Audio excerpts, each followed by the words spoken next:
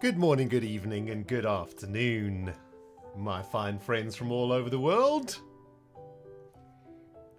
And welcome everybody to my 7th birthday party. Here on the Hermitcraft server. Look, even my precious Impulse has come to my party. In the blown up throne room, no less. It's going to take more than a blown up throne room to stop us having a birthday party, even though it's against the rules. We're actually not allowed to have a birthday party. So you know what, guys? No birthday party. It's over. Just giving everybody a minute to get into the stream here, guys. Thank you so very much for coming to hang out with me in the last few hours of my birthday. Thank you very much, Kirsty Jade, for the 43 months and the happy birthday wishes. Thank you, baby. Danted Eyes here with a 9-month Twitch baby for my birthday. Oh, a Twitch baby for my birthday, dude. Thank you. Winter83 here with a 3 months in a row, 4 months in total. Hi, my friend. And Hananaz here with the 3 months. Happy birthday, Ren. I can't believe you're already 7. Time goes by so quickly. I know, it's outrageous. Never thought I'd be 7, dudes. But here we are. 7 years young. And tell you what, man, on the last few minutes of my birthday last year when I turned 7, I was like, man, can't believe I turned 7. And here another birthday has come and gone. And yet we turned 7 again, man. What the heck? Thank you very much, guys, for the birthday hype train. I appreciate you guys, man. Thank you very much. Listen, dudes, I don't even know what we're doing today. I just wanted to stream. You know what? Let's go full screen. Boop. I basically just did whatever I wanted today on my birthday. And I was just chilling now with Obi. We were just chilling on the couch watching some TV. And I thought, you know what? There's one more thing that I'd like to do on my birthday today. And that's hang out with some of the people that want to come and hang out with me on my birthday. And I've been telling you guys about my birthday for the last year. Some of you guys have been saying, yo, Ren, please stream when it's your birthday. We want to come and chill with you on your birthday. So here we are, my people, hanging out on the day of the dog. The birthday of the king of the Hermitcraft server, everybody. Hold on. Okay. That wasn't as dramatic as I'd hoped it would be. Thank you, guys. I know. Thank you very much for all of the birthday wishes. Happy 7th birthday. Thank you, everybody. Thank you, man. It's tough turning 7. It's been a rough 6 years, people. Let me tell you. Sheesh. Hey, Keyman, thank you very much for the birthday biddies there, my friend. I appreciate you. And Fando, my goodness. That's a lot of biddies. Thank you, my friend. Appreciate that. Yo, Wireless Window Ledge, 33 months in a row. Janinius with the 36 months. Happy birthday. I'm celebrating 3 great years. Thank you, Janinius. I appreciate you. Thank you, Wireless Window Ledge, for the 33. Thank you guys so much, man. Thanks, everybody. Why is this playing again? Wait, I don't like this birthday song. This birthday song's annoying. Where's the jazzy one? Oh, there's the jazzy one. Oh, dudes, this is... Listen to this birthday tune. Ooh, yes. Amazing. That's what I'm talking about, man. Let's get some jazz up in this here business, guys. Can I tell you something? Today in England, I would say, was one of the nicest days weather-wise that I can remember since I moved to this fine island. Today was literally my perfect weather. I don't know. There must have been some deity out there that decided to give rendogtv a perfect day in England for my birthday, man. It was... autumn is my favorite time of year, by the way. I love autumn. You know, when it's like there's a chill in the air, there's a bite in the air, and everything's starting to go red and gold and on fire. And you can just feel winter's around the corner. And I don't know, man, it's just something really nice about autumn that I love. And, today, the autumn weather was particularly amazing. I woke up really early this morning because I wanted to go play golf on my birthday. So I went and played golf at like 8 a.m. So I was up at like 6:30. And there was just like a light frost across the land. a pure blue sky. The moon still in the sky and almost full moon. And there was just this light frosting on the foliage.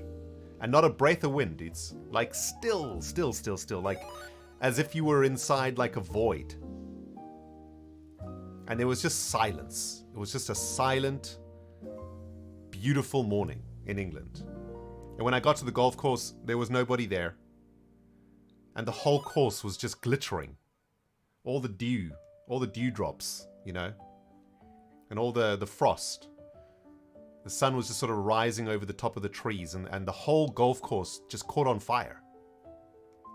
It just glittered like it was on fire. And if I looked straight ahead, there was the moon in the sky, and if I turned around, there was the rising sun. And the air was so still that, I don't know, man, it felt like I was in a glass bubble or something. And it was just the most amazing, beautiful day. It was about 4 or 5 degrees, so it was quite chilly. You know, you would breathe out, you'd breathe smoke. And I took with me a flask of hot coffee. And I stood there on the tee of the first hole, looked down that glistening, flaming golf course, had a sip of coffee and thought, you know what, life's not so bad.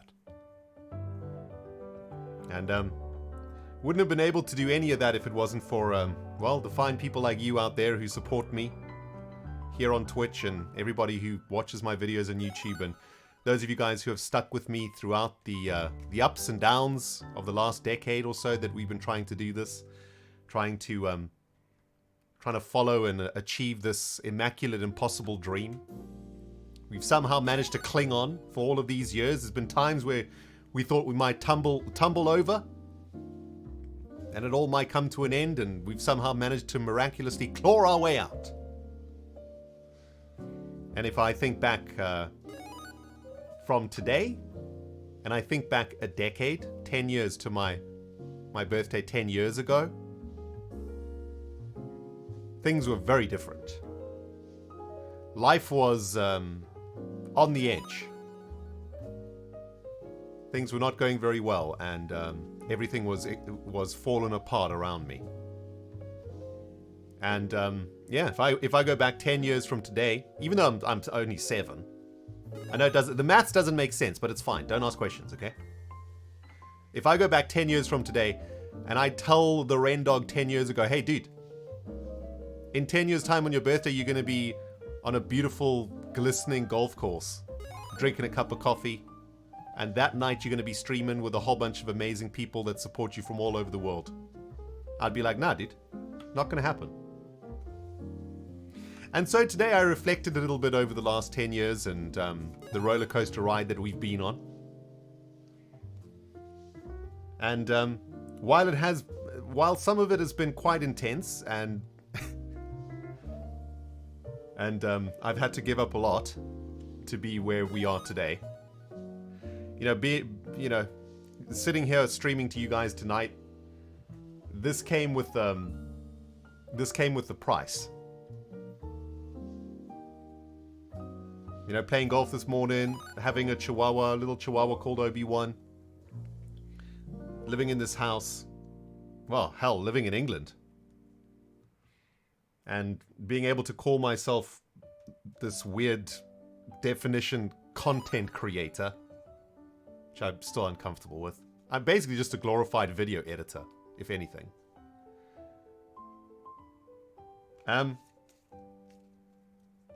Yeah, I kind of realized, maybe, we kind of earned this spot here, man. We gave up a lot for this. And what's the point of giving all of that up and making so many big sacrifices and losing so much to get to this point? What was the point of all of that if we can't enjoy it and be happy about it too? And so today I'm feeling very happy and very privileged and very honored and very humbled to do what I do, to have amazing people like you out there that support me, that consume my content or my videos or whatever you want to call what I do. Enjoy it, and well, hell, some of you guys have been doing that exact thing for years, back-to-back years, no matter what's been happening. You've been there, and it's all just extremely humbling, and yeah, a little bit overwhelming, if I'm honest. Not really sure how to process all of it, you know. Up until now, I mean, for the most part, what I think what I and probably a number of content creators do is we just kind of we just don't think about this stuff. We just carry on, you know. We just carry on going. We wake up every day, we make our videos, we do our streams, and we just birthday, sweet we just angel. keep on going. 7. Holy smokes. I'm so thankful for everything you do for your community and making people smile on days they really need it. Wow, okay, we'll get to that in a second. Whenever that lady talks, I know that there's been shenanigans. But yeah, I think a lot of us content creators, we just get on with it, you know? We don't stop to think about anything, because it's all a little bit scary and weird and crazy. You know, because for the most part, most of us hermits or any of the YouTubers or streamers that you watch, we were all just you a few years ago. We were all just you guys, man. We were chilling, we were, you know, working in offices, we were at school, we were at university. And then we got really lucky, and this whole YouTube thing and Twitch thing happened, and we just got super lucky. And that's all it is, really.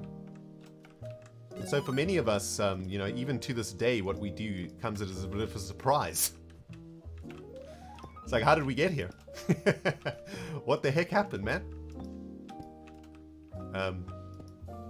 And it's on days like this, you know, as I stood there drinking a delicious cup of coffee, staring across a beautiful glistening field of fire and starlight. I just was overwhelmed with a wave of gratefulness and yeah, and just sheer humbleness for being able to do this, because, you know, it's all I ever wanted to do for the last 10 years, and it wouldn't have been possible without you guys. So I have nobody else to thank but you guys, and everybody who has been watching my content and supporting me over the years and sticking through all the thick and thin and up and down that we go through on this channel and in this community. And it's just incredibly humbling, and it was a really awesome birthday because I got to just think about it for a little bit, you know? Got to stop, like, not thinking about content or videos or whatever, just enjoying nature and just being on my own, doing something that I really love, and just thinking about how we got here, and you know, how amazing it is that we are here, and how incredibly privileged we are to be here on top of it. Anyway, I have no idea what I'm rambling on about, guys. I'm hearing so many notifications that I don't even want to look at the notification machine, because I'm pretty sure it's broken. We're looking at a level 7 hype train, which I'm pretty sure is, well, this tells me it's a record. I was about to say, I'm pretty sure that that's a record of some kind. I don't really want to look over there. There's a lot going on over there in the machine. Oh my goodness, what the heck is happening here, man? Sheesh! We've got so many people coming in that I don't even know what to say right now. I've pretty much just made myself emotional talking about what I did on my birthday today, and now we're getting hit in the face with a Scar raid. My goodness, thank you very much, Scar, for that raid. I saw Scar was streaming with Tubba. Awesome. Hope you guys had a great stream over there, man. Thank you very much, Scars, for coming in and joining me for my birthday stream. It is, in fact, my birthday today. And I gotta tell you, man, I'm a little bit I'm a little bit shook today because today I turned 7, dudes.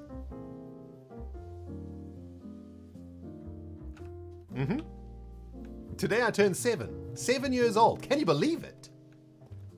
I never thought I'd turn 7, people. Let me tell you. That's one thing I can tell you. I never thought I'd turn 7.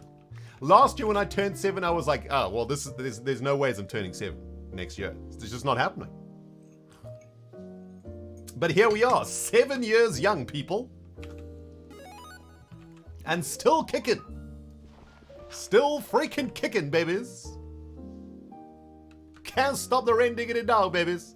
The king of the Hermitcraft server. King of the world today. Because I've had a really amazing birthday. Really, really great. It's been fantastic, guys. I've got so many amazing messages from my community on Twitter and in my comment sections and stuff. It's just been so awesome. The fact that people even remembered that it's my birthday, you know, means a lot to me. You guys are busy.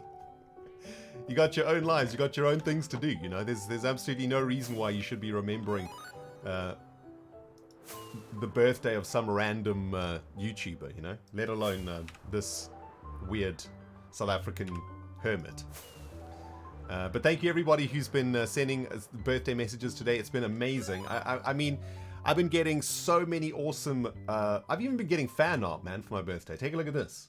Check this, guys. I'm so professional. I've added a button to my Stream Deck, so now we can actually go to the browser. Hold on. Is it this one? There we go. Professional, people. Hey, look at that. Professional streamer. You see that, my dudes? Look at this. Look at this. But oh, wait a minute. Oh, that's okay. Wait. There. Professional. Look at this. This is from Ghast. Look at this amazing birthday fan art. Right? We got a little chibi rendog. Diamond glasses. Look at all the little details. There's the tiny crown. There's logs, right? For Giga Logs with Corrales. Look at this, man. There's our hearts from Last Life, from the Life series. There's Gigapies, baby. There's the Red King from Last Life. There's Obi-Wan Kenobi, my little chihuahua, who's currently not in his basket. He's sleeping on the he's in the TV room right now. Look at this. Isn't this fantastic? This is so cool. Got the Cyberdog cog over here.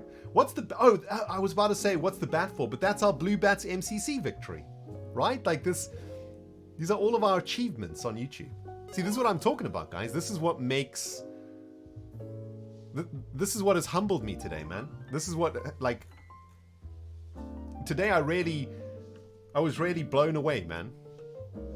You know?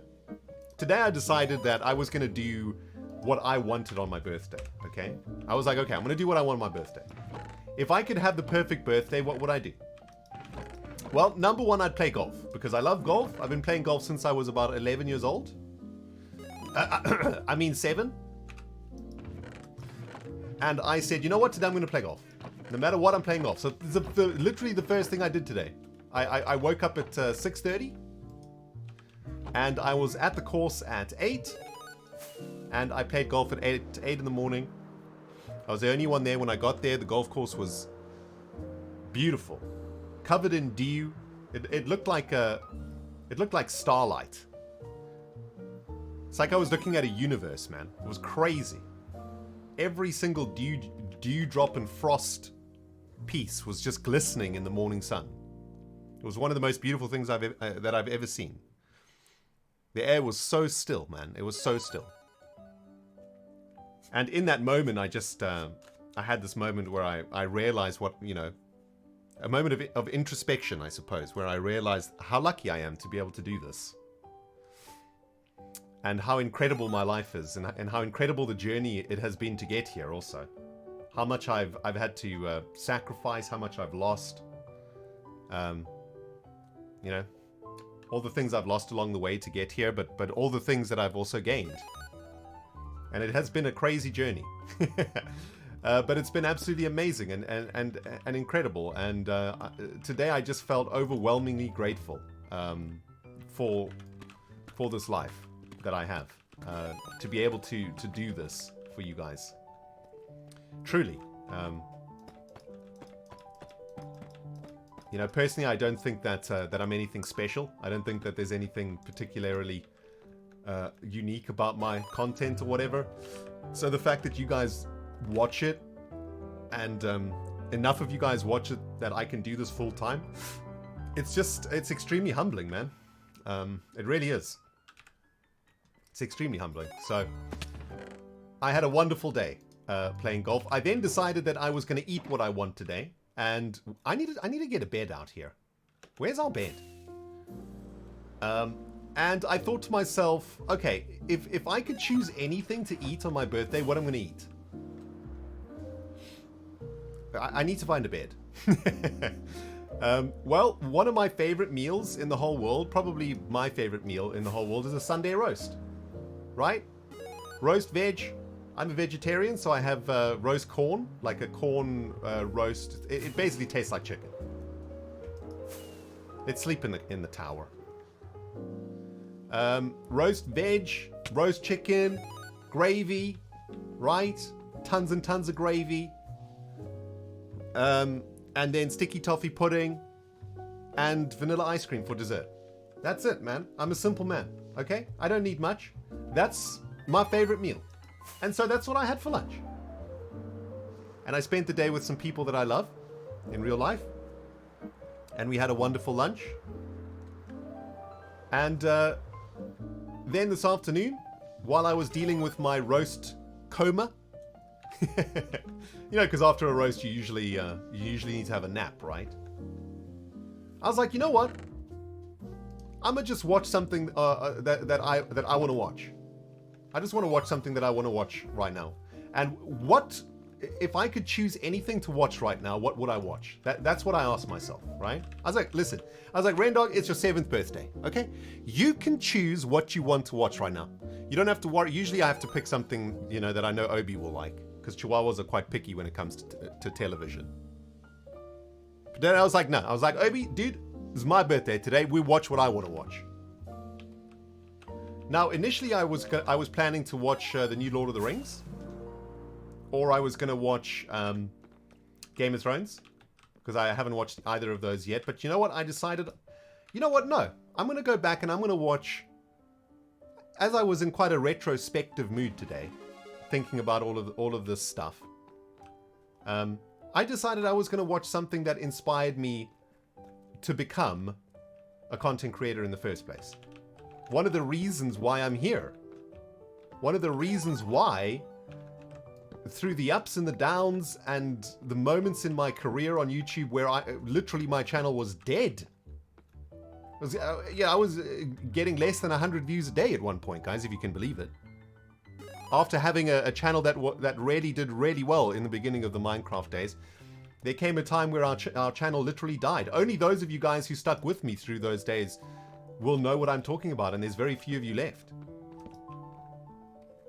But there was one particular series that got me through those times, that inspired me to get back on my feet, to get through the incredibly difficult time I was going through at the time, and to not give up on my dream of being a YouTuber and a video producer. And that was a little known series. I don't know if you guys have ever heard about it, but it's called Etho Plays Minecraft. The Let's Play series by my good friend Etho's Lab. And that's what I watched today, guys. That's what I watched today, man. What a fantastic way to spend a day, man. Blew a couple hours, back-to-back episodes of Etho. I couldn't think of a better way to spend a few hours on my birthday than watching a series that got me to where I am today. That series inspired me in more ways than I can ever say. Etho truly is a hero of mine in many ways. And even though I've spent a lot of time with Etho over the last few years, which by the way still blows my mind. I'm always a little bit embarrassed to hang out with Etho, because even though I've spent quite a lot of time with Etho now, like I said, I still just fanboy when I'm in a room with the guy, man. You know, when I say room, I mean when I'm in a call with him, or you know, if I'm recording something with him or something. I can't help it, dudes. I just fanboy, man. And then afterwards, I'm like, Ren, you are so embarrassing, dude. You're such a fanboy. I always feel so embarrassed afterwards. I can't control myself. I'm just such an Etho fan, man. So anyway, I did that. That was awesome. Really enjoyed that. Then I had a nap with my Chihuahua. My Chihuahua just had a nice sleep on my tummy. We had a lovely birthday snooze. And then I had some delicious, one of my other favorite things to eat is cheese quiche. Had an absolutely amazing cheese quiche for dinner. That in fact somebody made for me for my birthday. So I was very happy about that. In IRL, of course.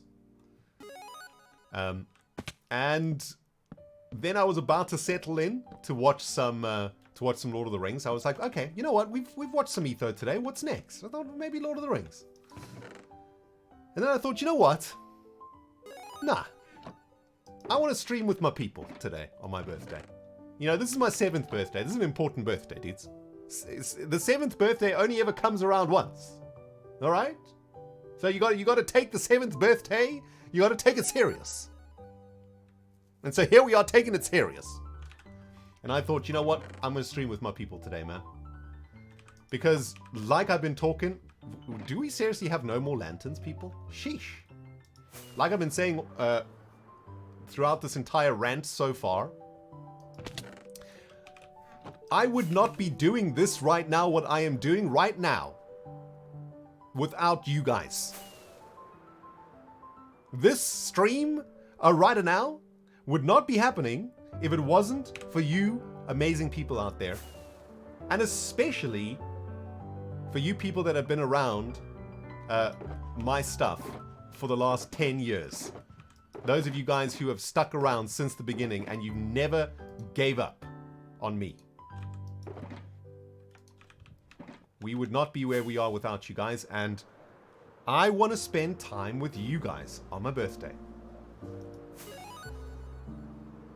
Because I am so grateful and so humbled by all of you.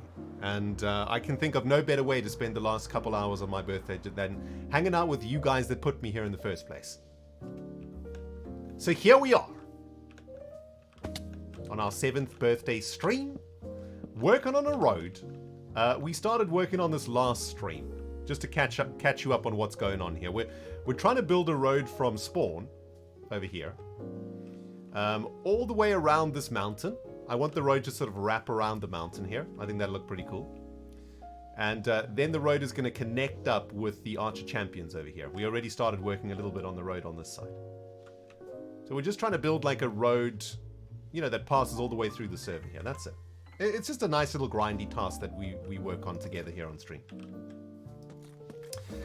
Now, dudes, I'm looking over at the notification machine, and I don't know what level we got to on that hype train, but that was... I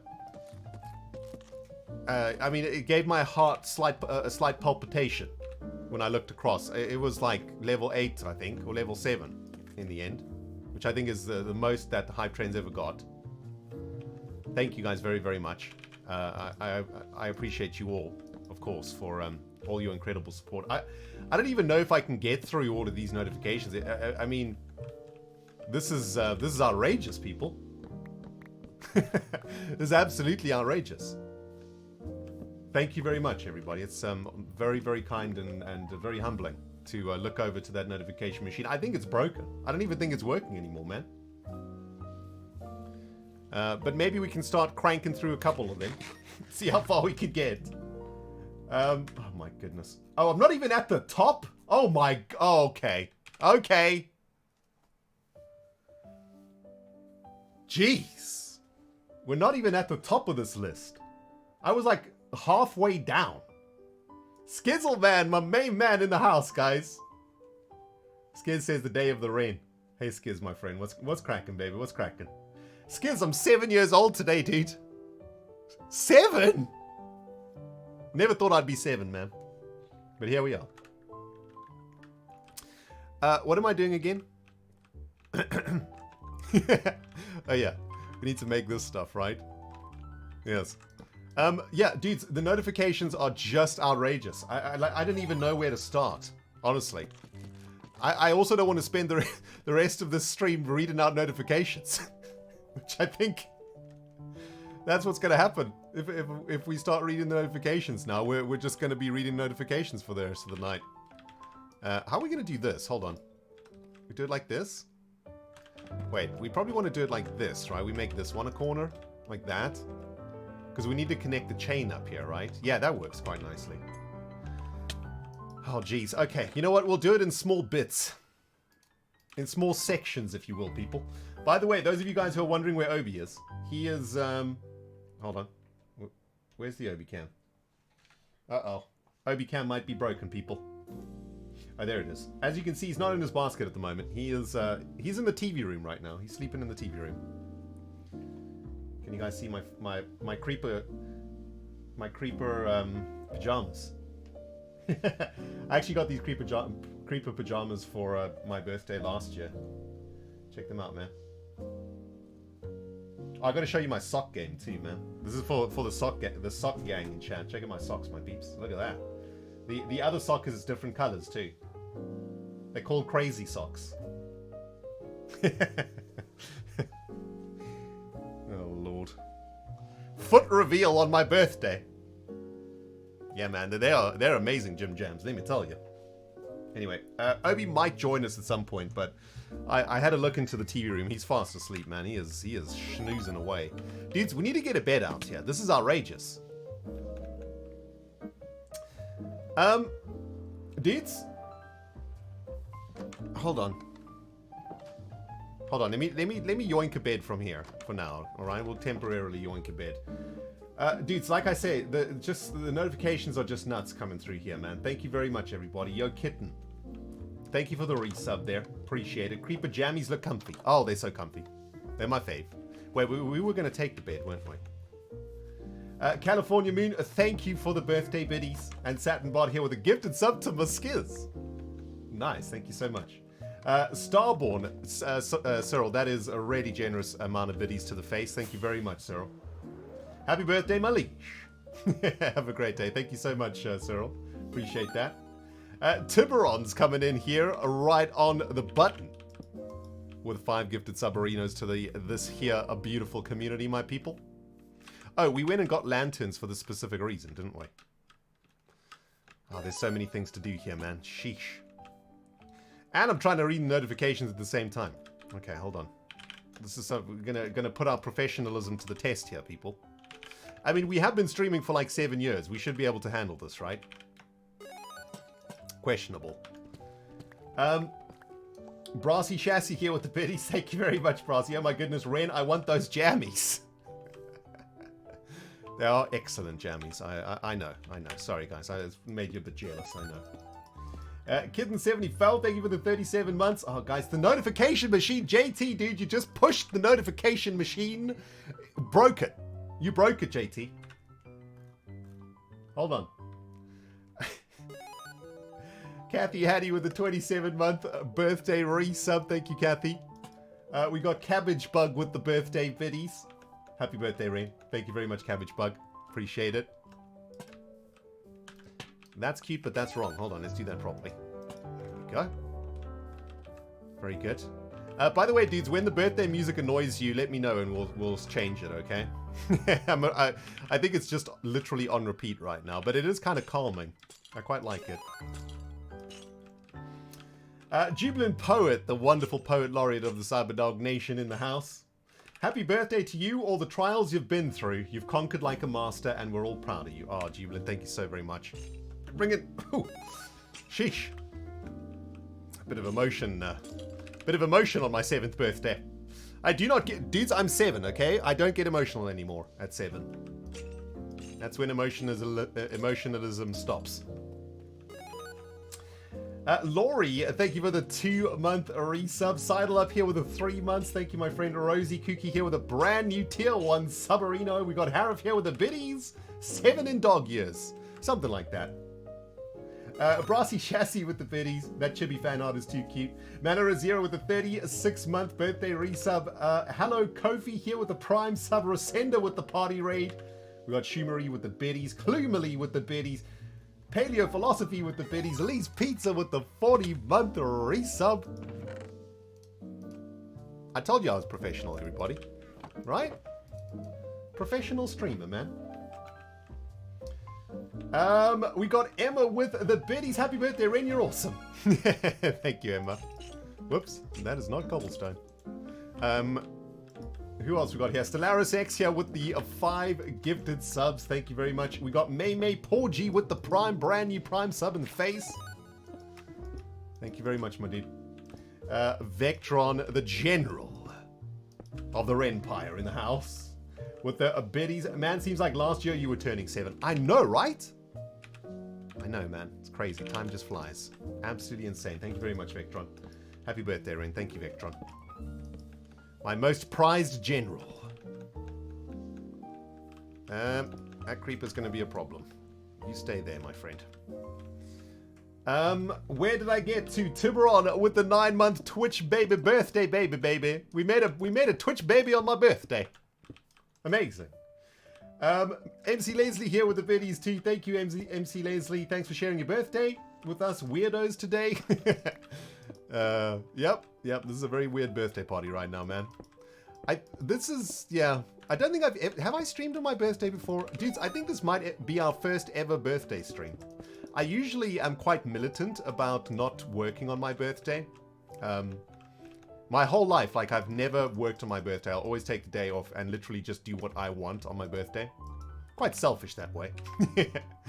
But as this is my 7th birthday, this is an important birthday, and honestly, I really just wanted to stream with you guys today. So here we are. I really felt like streaming today. It certainly is one of my favorite things that I have started to do in my life, and I would be very sad if it wasn't in my life anymore. So thank you for coming and joining me, guys, and making the stream a nice special one. Big thanks to Scar, of course, for that massive raid. Thank you, Scar. Where did I get to here, guys? Oh yeah, Scar raiding with 2,800 scars. That is a lot of scars to the face. Thank you, Scar. Shouldn't have read that because now I'm nervous. Hello Kofi with the 5 gifted subs. Thank you very much. Hello Kofi, guys. I see all the insane amount of happy birthdays in chat. Thank you very much, everybody. I have been reading the chat. I've been seeing all the happy birthdays. Thank you guys very much, man. There is a lot. There's a lot going on. Okay, so in my office, this is how my office is set up. All right, I've got 3 screens. Directly in front of me is you guys. Is Minecraft. This is Minecraft screen. To my left is you guys. All right. On that screen, we got Twitch chat. We got Bits chat. We got Tips chat. And we've got Twitter. No, Discord over there.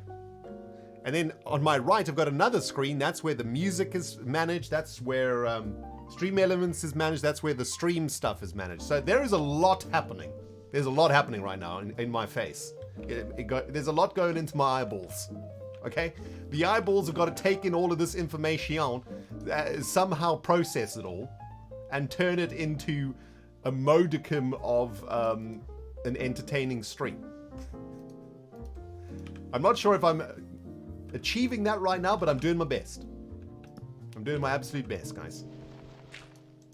Saturnbot, thank you very much for the 5 gifted subs. And there is a name that I always love seeing. It is Realgar with the 39 months. We're talking about OGs in the community. Well, there is one of them. Hey, Realgar, how you doing, my friend? Happy birthday singing. Thank you, Realgar. Thanks, my dude. Saturnbot is here with the 5 gifted subs too. Thank you very much, Saturnbot, as always. Linland is here with the birthday biddies. Thank you, Linland. And Sakadja here with the 5 gifted subs. Deltaic Zap with the 5 gifted subs. Cosmic Pally with the 5 gifted subs. And Solar Star Cat with the 9 months. Ginger Jacob with the 23 months. Astronaut Tuna with the biddies. Hey, Astronaut Tuna. So nice to see you. Hope you're doing well. Thank you so much for those kind wishes. Happy birthday to the one and only rendogtv dog from Dalteg Zap. Yo, Zap is always zapping us with some bits every single day that we stream. And today you've gone above and beyond with that bit amount. Thank you very much, my friend. Thank you, Zappers. Now, there's a name I've not seen in a while. We have got Mary Agrin, Brandy Took in the house. Hey, Mary. Oh, my goodness. What a beautiful name to see. Happy birthday, Ren. Happy birthday to you. Happy birthday to you, Mary. Happy see you again day, Mary. Just dropped in to say happy birthday from the whole Brandy Took family. Much love as always. Thank you so much, Mary. Big shout out to you and the fam. We got some OGs in the house here too, guys. Anorama's 72-month resub. Happy birthday. The little doggo's grown up now, smiley face. I'm only 7.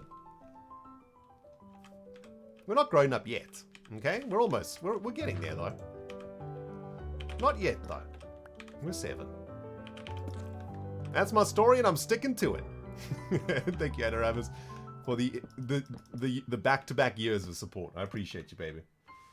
Phantom Mickey here with the 3 months in a row, and MC Leslie with the 10 gifted subs. Bayo with the gifted sub also. Fandemon with the biddies. Bjorno with the biddies. Hey, Bjorno, thank you so much, my friend. Shout out to you. Thank you, Fando. That's a lot of biddies, man. Appreciate it. Bailey51 with a tier 3, 29 months. Thank you, Bailey. And Lil Wolfie with the 79 months. One of the most OG of the OGs in the house. Happy birthday, Ren. I hope the 7th birthday is the best one yet. Much love from us to you. Big love to you also, Wolfie, and the fam. Mooney's here with the biddies. And there is the massive bit message that we got earlier on from Saturn Bots. Thank you very much, Saturn. That is a very, very generous bit donation there. Appreciate you. And Saturn says, happy birthday, sweet angel. 7. Holy smokes. I'm so thankful for everything you do for your community and making people smile on the days they really need it. I'm very bad at words, but it's your birthday and you're my favorite diggity dog in all of the cyberlands. I hope your birthday was great and Obi spoiled you. Happy birthday, sweet Rain. Thank you very much, Saturn. Wow, you're gonna make me cry over here, Saturn. Gee. Faria, thank you for the 5 months. Micah Panda with the biddies and Keyboard Spielerin with the biddies and the 10 gifted subs, dude. Thank you so much, Keyboard. Hope you're doing well, my friend. And Cezero is here with the 20 gifted submarinos a little bit earlier on too. Dudes, this is 40 minutes ago that this happened. Have I been rambling for 40 minutes? Sheesh. Man, we should make a podcast at this rate. I mean, those of you who have been around here for a long time, you'll know that I do have a... If I have one talent in life, it is that I can talk forever. Like, literally non-stop. I don't know if that's a talent or a curse, but yes. We are capable of non-stop verbal diarrhea. Keyman, thank you for the biddies. Fan, thank you again for a huge amount of bits a little bit earlier on. Thank you, Fan. I've missed those, clearly. Thank you very much, man. And Wireless Windoledge here with the 33 months too. And Janinius, oh, did I get to those? I think I did. Oh, there were so many more afterwards, dudes. I'm lost, man. I can't, dudes. This is outrageous. It's broken. The machine is broken. The notification machine is broken. Winter 83. I see you, my dude. Wait, I need to sleep. Oh my goodness. Hold on. Winter 83 with the 3 months. Danted I with the 9 months. Kirsty Jade with the happy birthdays. Mikey 93 with the 26 months. Suma Sumi with the biddies. Hold on. And then we got MC Woods with the 3 months. Amethyst Frog with the 38 months.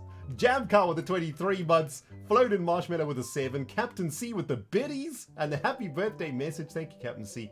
Tevia with the biddies. Happy birthday, Ren. You're super talented, and I hope you have a great day. Thank you, Tevia. That's very generous of you.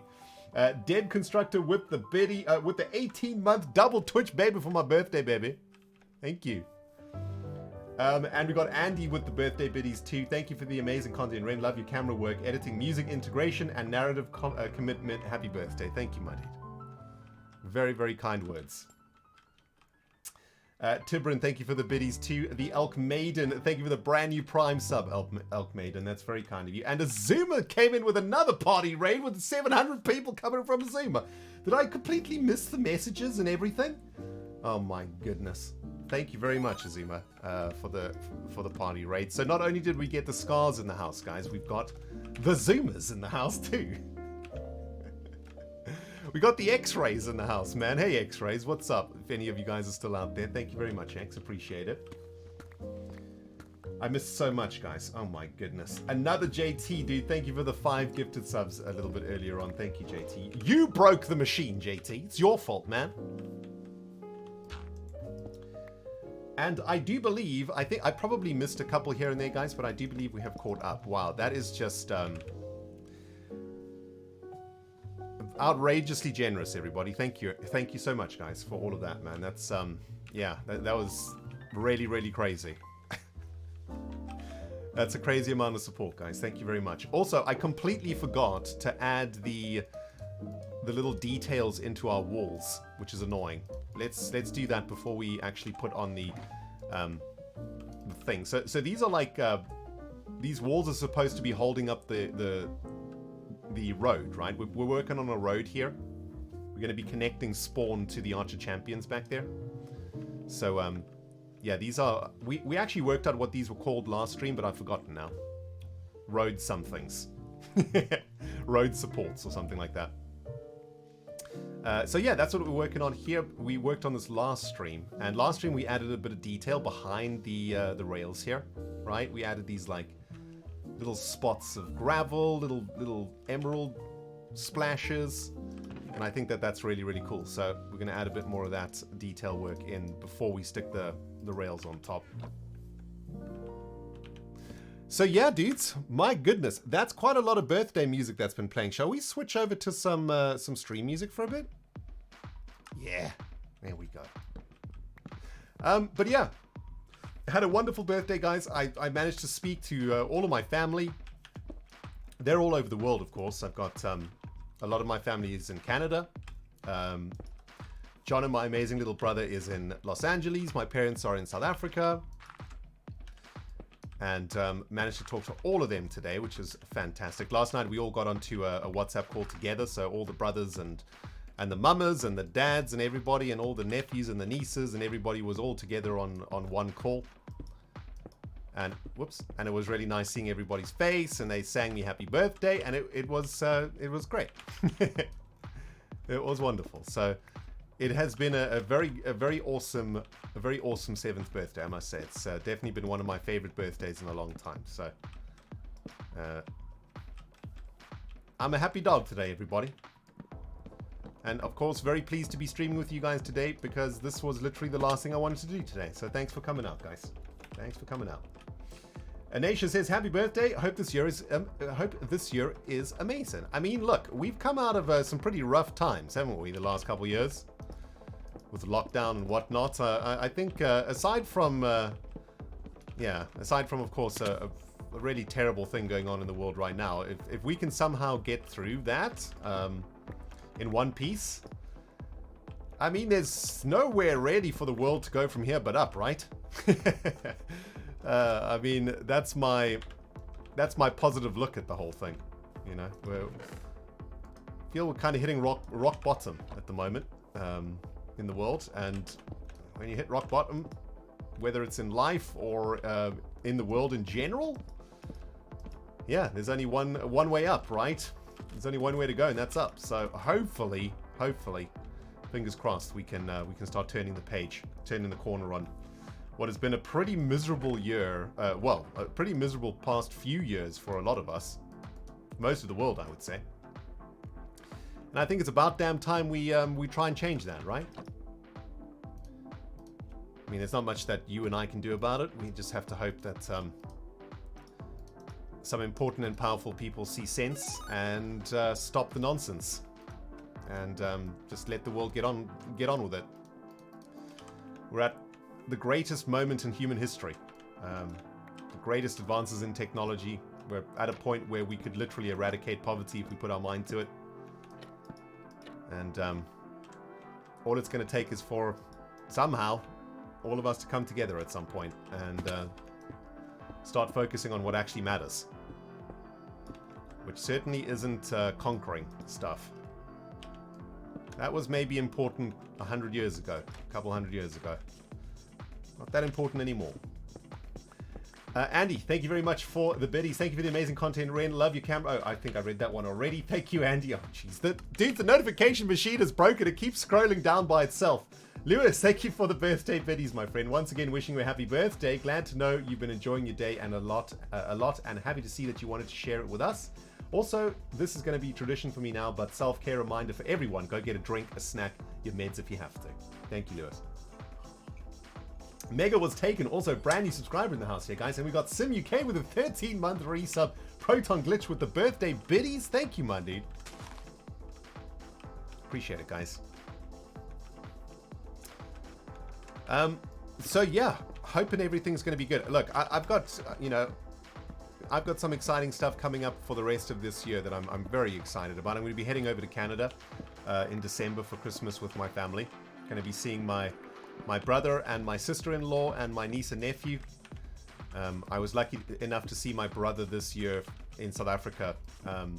We went to visit my parents after not seeing them for, 2-3 years because of lockdown.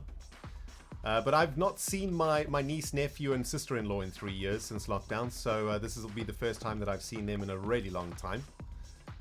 And gonna go spend Christmas with them, and it's gonna be absolutely amazing. And well, once again, I have you guys to thank for that. Without you guys, I wouldn't have been able to do that. It was a very expensive trip. By the way, don't go to Canada in December. I would have thought that everybody in Canada would be leaving Canada in December when it's super cold and everything's, frozen solid. No. It seems like everybody's going to Canada for Christmas because it is hella expensive to go to Toronto in December. But you guys have been, helping me out here on Twitch, and I managed to get all of that booked up with my flights and my hotels and all of that thanks to your guys' support. And going to be spending a lovely, amazing Christmas with my family there. It's going to be absolutely awesome. I cannot wait. Beware of soup in Canada. Wait, is that real? Is that a real concern to have? I've been to Canada a couple of times to visit my brother before lockdown. And I always loved it there. Every time I've been to Canada, it's been a great... I've never been to Canada in the winter, though. I've only ever gone in the summer. So I'm a little bit nervous about the coldness. Not entirely sure what to expect on the cold side of things. Canada has this reputation of being extremely cold, of course. And I don't know, my brother doesn't really help the situation, right? You know what my brother told me once, guys? I don't know if this is true or not. But my brother once told me that in Canada, on one of the really cold days, when it's like -40 or whatever and the wind is howling, he told me that your eyeballs can freeze. I don't know if he told me that to scare me or if that is true. But that sounds like, that sounds like the kind of place I don't ever want to go in the winter. I don't want my eyeballs to freeze. Sheesh. Foxy Ninja Bear says that can happen. What? Okay. Why going to Canada again?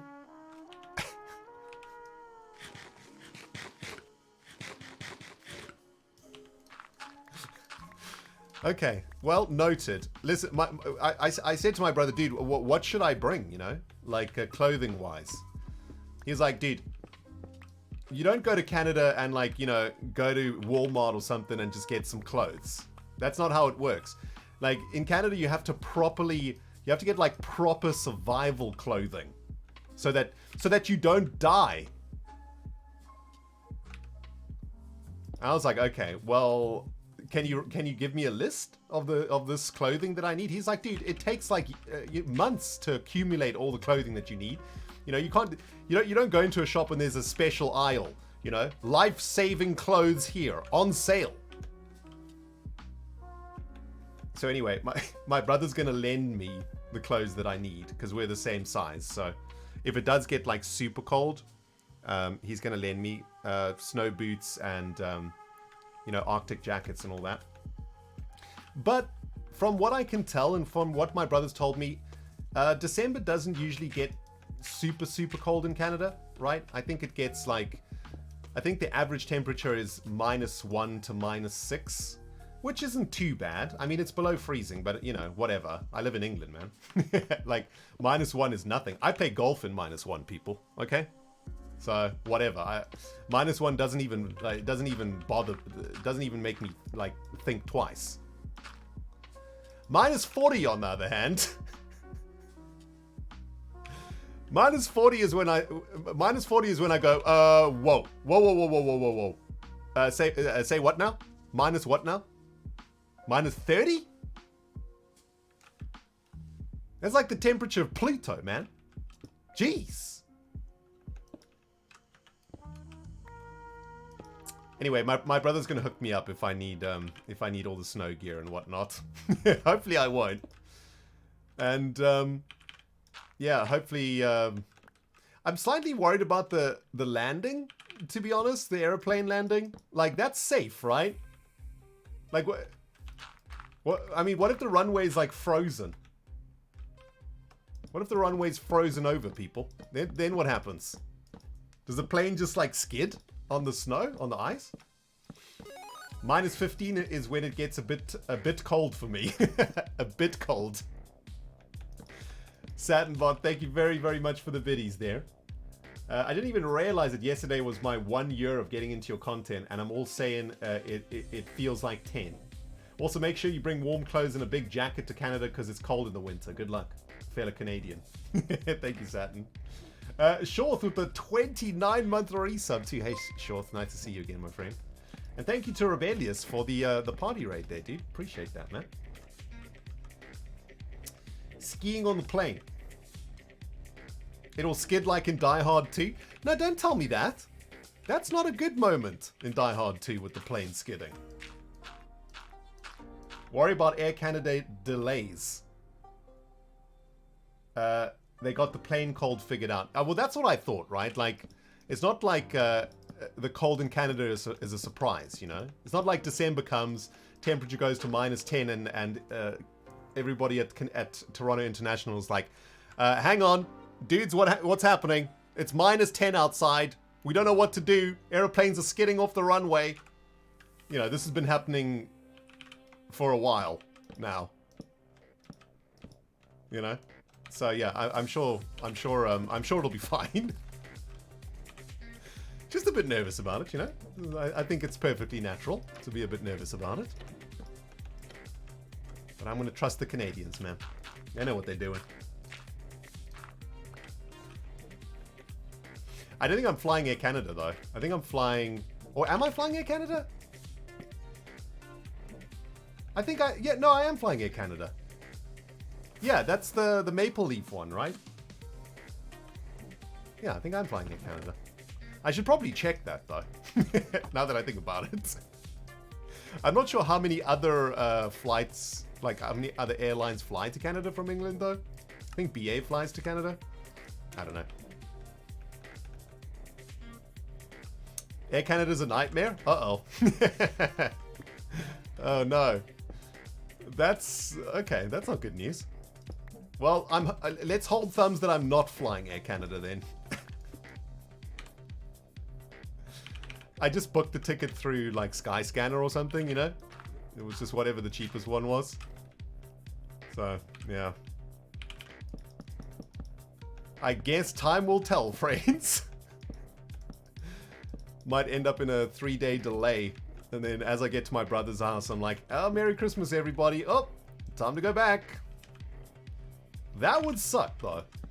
That would suck bad. By the way, I think I've gone a little bit too far here. Yeah, I don't. We want this to be road here, I think. All right, this is looking pretty good, dudes. I think we need to make some slabs, though. Some deep slate slabs. So we can make the the roads a path a little bit better. How long is the flight? Well, I'm flying from Heathrow, I think. Yeah, I'm flying from Heathrow. And I believe the flight is... I think it's 8 hours to Toronto and 7 hours back. And that's, of course, because the Earth is rotating, right? So... in one of the directions you go a little bit faster because you're flying against the rotation of the Earth. So, yeah, the flight back from Canada to England is faster. I mean, the only other thing I'm worried about is the hurricane, right? There might be some weather that stops the flights. That would be worst case scenario. But I'm trying not to think about the negative, right? Let's hold thumbs and hope, you know, and assume that it's going to happen, rather than the other way around. Oh, it's the wind, not the rotation. Oh, I always thought it was the rotation. Maybe the flight distance is not far enough for the rotation to matter. Maybe it is the wind. I don't know. I just always thought it was the rotation. That makes a lot of sense to me, right? That the Earth rotates underneath the aeroplane. But yeah, maybe the rotation is so slow that it actually doesn't matter. I don't know. I'm not a physicist or whatever. That was just a wild assumption I made. That's clearly might be wrong.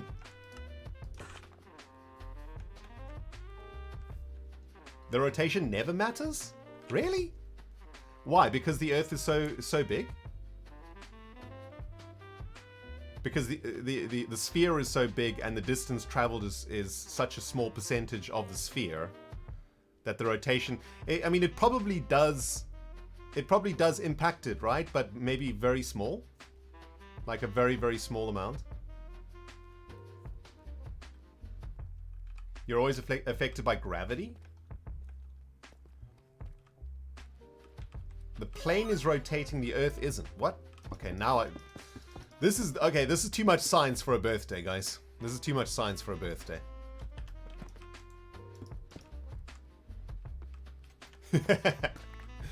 That's a lot of science coming into my brain hole right now. Sheesh. The atmosphere rotates with the Earth. Now that makes sense to me then. Does the atmosphere? How though? Isn't gravity like a really weak force? How does gravity hold the atmosphere to the Earth with such strength that the atmosphere turns with the Earth? Because I would have thought that the Earth turned underneath the atmosphere, which is why weather systems and so on form. Do I just know nothing about the weather? About the I think what I've realized that I literally know nothing about the Earth. I literally know nothing about science.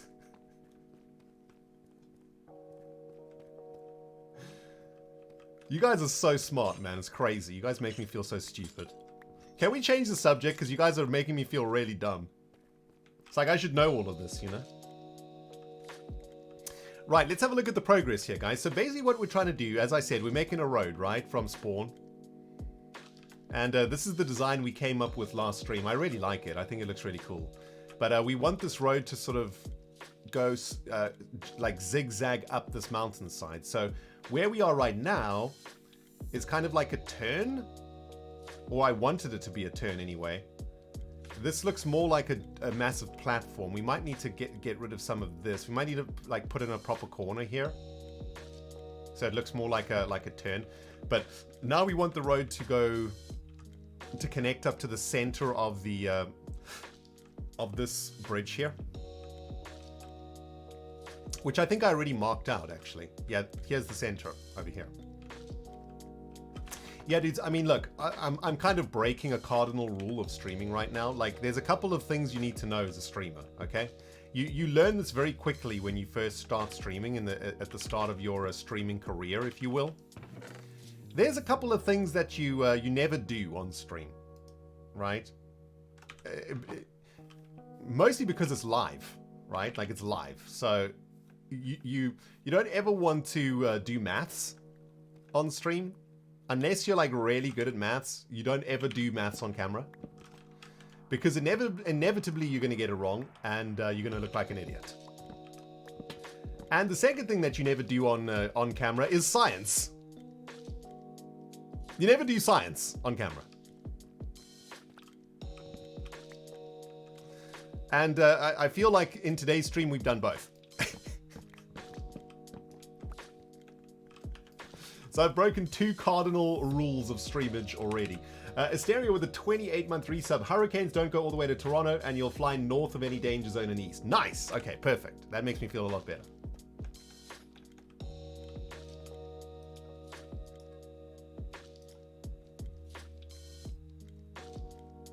Do math on stream, but only when you have a calculator? I don't know, Archie. I think that's an even worse idea. Because if you do maths on camera and you blunder, and you have a calculator, that's, I mean, how can you ever live that down? Like, you're just screwed in that situation, right? You're so wrecked in that situation. Oh, it's tragic, man. Yo, right, let's figure this out, dudes. We need to make some progress here. Sheesh. Okay, so this is the middle. I want these roads to kind of hug the mountain a little bit, but I guess now it won't really hug anymore. If that's the middle, we kind of want to go... Do we have any just straight up deep slate here? Oh, we've only got cobble. Let's get some normal deep slate here. Thank you, Joker, for the happy birthday wishes. Guys, thank you so much for the incredible amount of birthday support today. Really insane. Also, oh my goodness, I missed Stormageddon. Why do I always miss your notifications, dude? Thank you so much, Stormageddon. That is a ridiculously generous tip. About 10 minutes ago, guys, Stormageddon, who has been a part of this community for a really long time. I want to say since the Rust days, Storm. Thank you very much for that tip, man. And Luca James also with some tips a little bit earlier on. 7.77 for your 7th birthday. Love your sweet face, Ren. Double hearty face. Thank you, Luca, dude. Thank you, Stormer, my friend. Always love seeing your name in chat, man. That's when I know all is well with the world. When the OGs are in the house. All right. Let's figure this road out here, guys. How wide do we want to make this thing? I was thinking 5, but maybe 7 is a little more satisfying. Let's make it 7.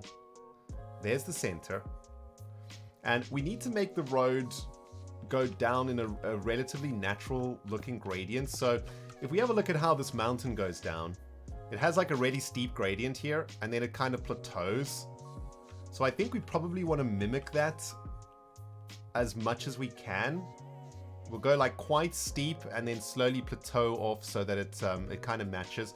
And we want the road to level out probably here-ish. And then just follow the contours of this terrain here, I think. So why don't we like go for a rather steep gradient here? Maybe we go 3. We'll go with a 3-block gradient. But it'll be a 3-block gradient with a slab, right? So 3-block gradient and then a slab. Hold on, let's put that here. 3-block gradient, slab, and now 3-block gradient again, right? 1, 2. Is that steep enough? Is that a steep enough decline? No, that's not going to be steep enough. Well, let's go 2-block slab. 2-block slab gradient. See what that looks like. Maybe that'll work out. Zack Attack, thank you so much, dude, for the gifted sub there. And California Moon, even more birthday support here from California Moon. Thank you very much, Moon. I really appreciate it. And that's just some party love. Some birthday party love. Thank you. Thank you, Moon. Right. 1, 2, and a slab. I think this is going to be steep enough to work. I mean, we might need to go... Do we need to go 1 on a slab? That's going to be super steep, though. If we go 1 on a slab. I mean, we could go 2 on a slab, 2 on a slab, 2 on a slab, 1 on a slab. Or 2 on a slab, 2 on a slab, 1 on a slab. Does this make any sense? I feel like I'm just talking gobbledygook right now, man. Only Minecraft builders know what I'm going on about right now. The rest of you guys are like, what is Ren saying, man? I think he might have had too much birthday juice. Didn't have any birthday juice, by the way.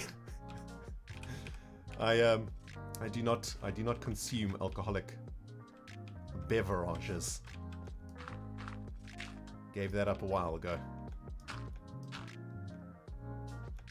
1, 2, 2 in a slab, 2 in a slab, 2 in a slab, 1 in a slab. 2 in a slab, 2 in a slab, 1 in a slab. 2 in a slab, 2 in a slab, 1 in a slab. Yeah. Yeah, that's going to be perfect. That's going to be perfect. Nice. We figured out the geometry.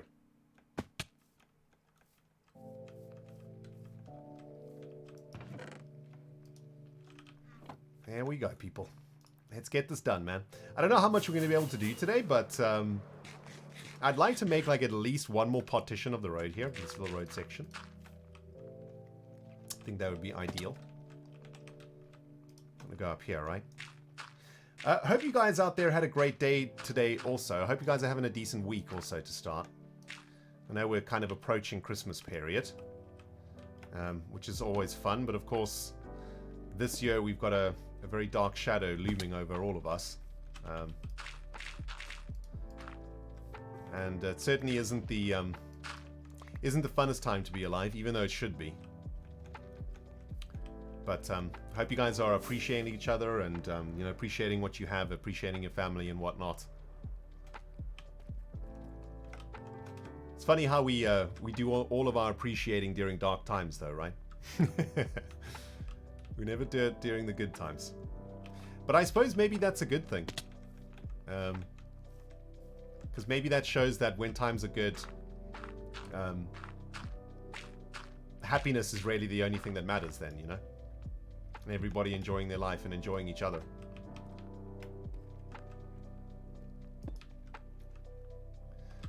But New Year is just around the corner. Can't believe it. Brand new year up and coming. And who knows what next year is going to bring us, guys. Jeez. I mean, we still need to finish this year, to be fair. We haven't quite finished this year yet. We're getting there, though. That's looking like a pretty decent gradient there, right? I kind of like that. Don't know how we're going to do this bit, though. Like these details. It's going to be tricky, man. We'll cross that bridge when we get there. Shall we just keep going on with this configuration? Maybe now we go... I've kind of done it already, haven't I? Wait, 2 in a slab, 2 in a slab, 2 in a slab, 1 in a slab, 2 in a slab, 2 in a slab, 1 in a slab, 2 in a slab. Now let's go 2 in a slab, 2 in a slab, and then just 1 in a slabs, and then just 1 in a slabs repeated. So we'll do another 2 in a slab, like so. And now we just go 1 in a slabs. There's already Xmas stuff in the stores? Sheesh, that's a little bit early. That is a little bit early. By the way, guys, we haven't really spoken about the mob vote on in our community yet, have we? You guys excited about the new mobs?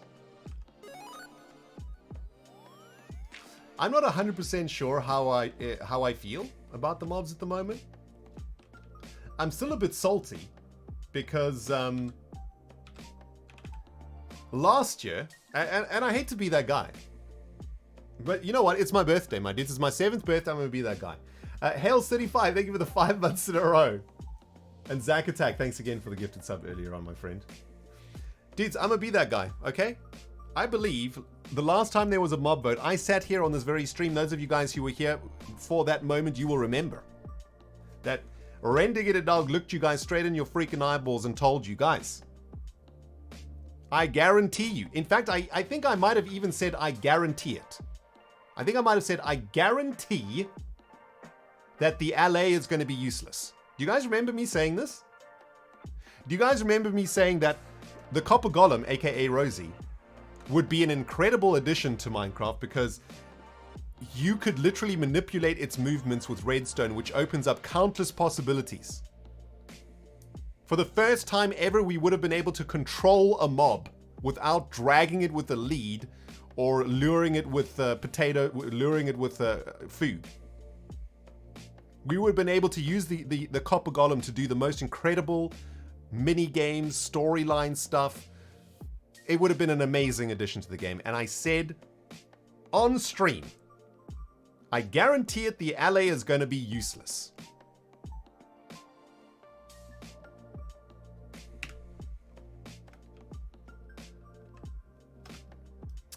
pretty useless, man.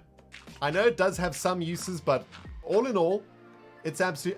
Have you guys ever tried to catch an LA that's really far away and bring it back to your base? You cannot tell me that that is a fun thing to do. That is the opposite of fun.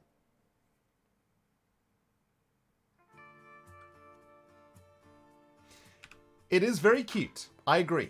In fact, I would say it's probably one of the best looking mobs in the game. I love it. I can't deny that, okay? I'm not going to be that guy. The LA is a beautiful, beautiful little creature. It's wonderful.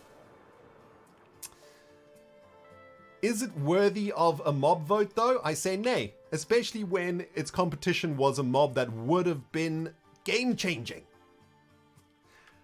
I now fear that we are facing the exact same situation. Now, don't get me wrong on this time around, okay? This time around, I am excited. I think the Rascal is a useless mob. I really don't like the Rascal at all. It's... Let's be honest, people, okay? Minecraft is not Terraria. This game's adventure, this game's adventure side is terrible.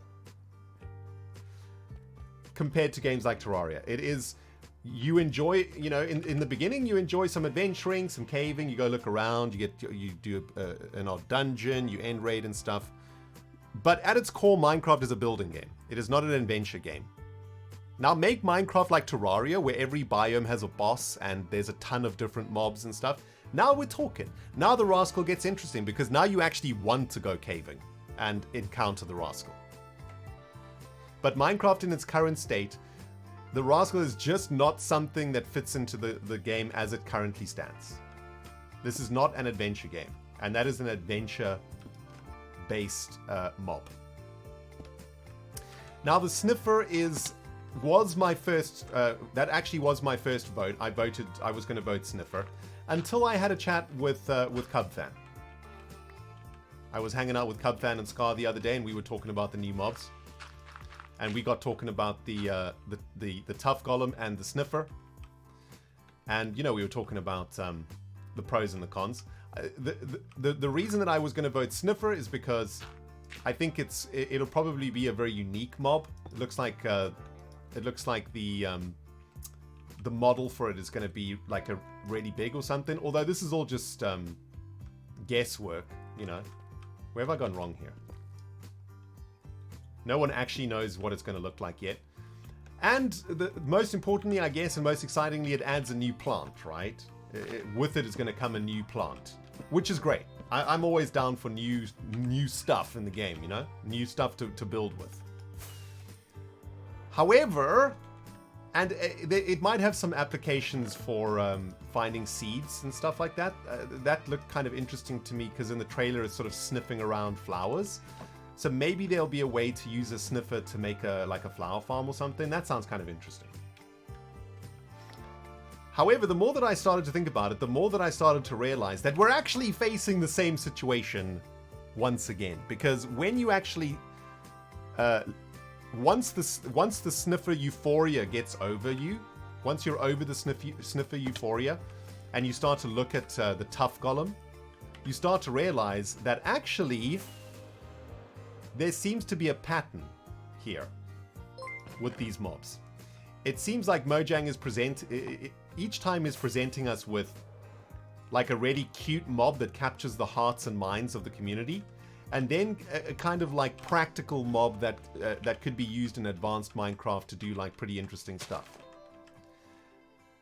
And the more I looked into the Tough Golem, the more I realized that the Tough Golem and the Copper Golem are quite similar in that we, as the player, are going to be able to manipulate in some way the Tough Golem's in-game actions. Which means we will be able to make the Tough Golem interact with Redstone. Which means countless possibilities for mini-games, building the lore of your worlds, bringing your worlds to life with moving parts. And potentially opening up some new doors in Redstone. You know, Redstone has remained much the same for many years now. There hasn't been a whole bunch of innovation in Redstone, and we've had 2 opportunities now to add mobs to the game that would literally impact Redstone. And I am now Tough Golem all the way. Now this time around, I don't think that I am actually able to say that the sniffer is going to be useless, because I don't believe that. I think the sniffer will actually be a great mob.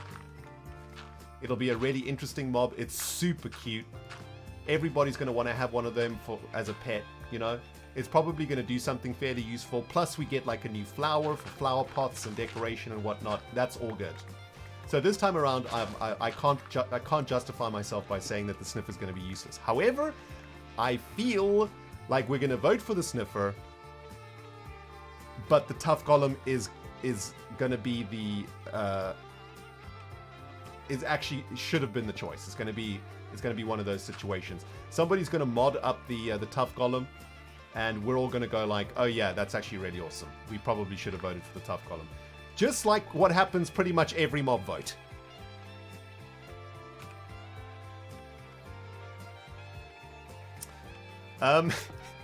So those are my thoughts on the mob vote.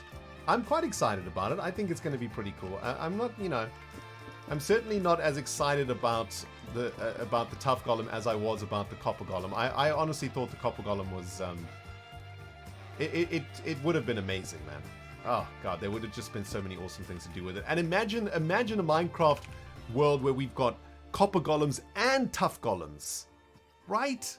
Imagine your base would come alive, people, man. You could make your bases have like, as you walk into your base, you could have like a golem servant come and run up to you and bring you something. Stuff like that, man. It would have just been amazing. People would have definitely found ways to turn golems into farms, to like find ways to, you know, to use golems in farms and stuff. But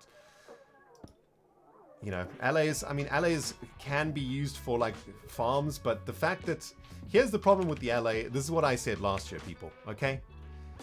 An LA can pick up a stack of 64 blocks, right? So say there's a bunch of stuff like this, and you've told the LA to pick up, you know, gravel. It's gonna fly over here to this pile of rubbish, pick up the gravel, take it back, fly back. I can do the same thing in about half a second. Watch. Hup. Done.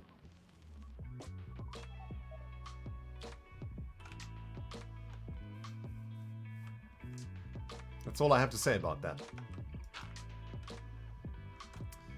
That's all I have to say about that, people. The Tough Golem is a moving armor stand?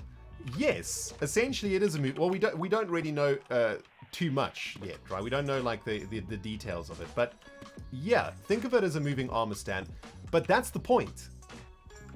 Its movement is manipulatable, right? We can manipulate its movements, which means we can make it walk through tripwires.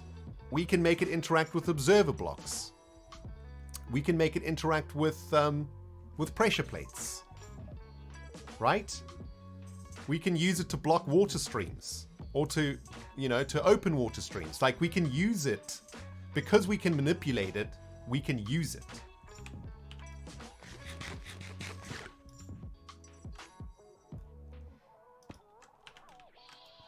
You can make mobs do that already, I guess, but don't we want more of that? I mean, sure, you can make mobs do that already. Like how? A cat chasing a creeper away? Zombie chasing after a villager? Animals chasing you with their food type in your hand? Sure. You can do all of that. But this is, I don't know, this just feels like a much cleaner way to do all of that stuff, right?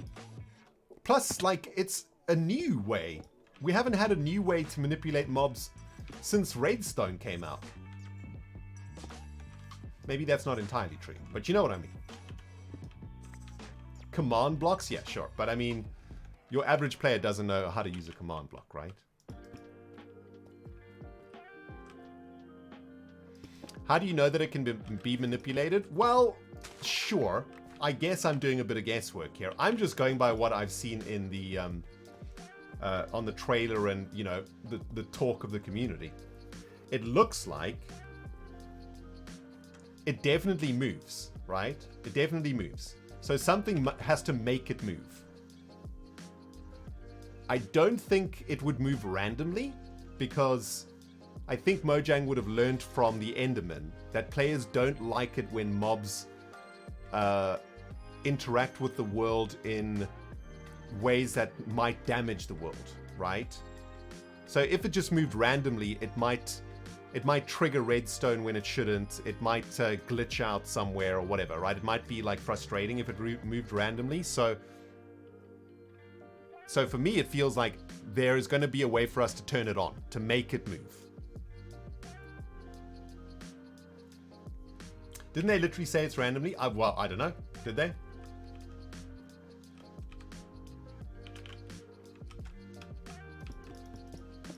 I'm not sure, like, we can really take whatever was said in the little videos 100% as truth either, right? It chases dropped items? Yeah. Waterfall probably says it right. Speculation will just leave you disappointed. Yeah, that's so true. Brassy, thank you for the biddies. I think Green didn't want the former Copper Golem on the principle that it would have pressed all the buttons that Green wanted to press. Yeah, that makes a lot of sense. Dudes, let's have a look at our gradient. How's it looking? How does that look? It looks a bit rampy, right? Like the last part of this thing didn't really dip down the way that I expected it to. Not sure how I feel about this. It's very, like... It's very... I think it's okay.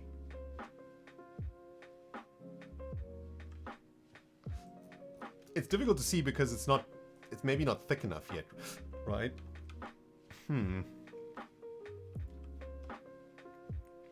Maybe I overthought this. Maybe we just needed to go like 2 in a slab all the way. Well, then it would be even more like a straight diagonal. This does have kind of like a curve to it, I guess.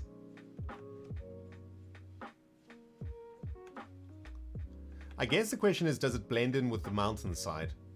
That's the real question. I almost feel like we want to make it do this, right? Like this. I don't like this road very much. I think we're going to redo it. I don't like it, guys. It turned out weird. I'm not a fan. Let's try a different design. So yeah, dudes, you know, I think I'm tough Golem Army, but we all know who's going to win, right? We all know who's going to win. Thank you, Al. And big shout out, by the way, to all the moderators who've come out tonight to look after the birthday stream. Thank you guys very much.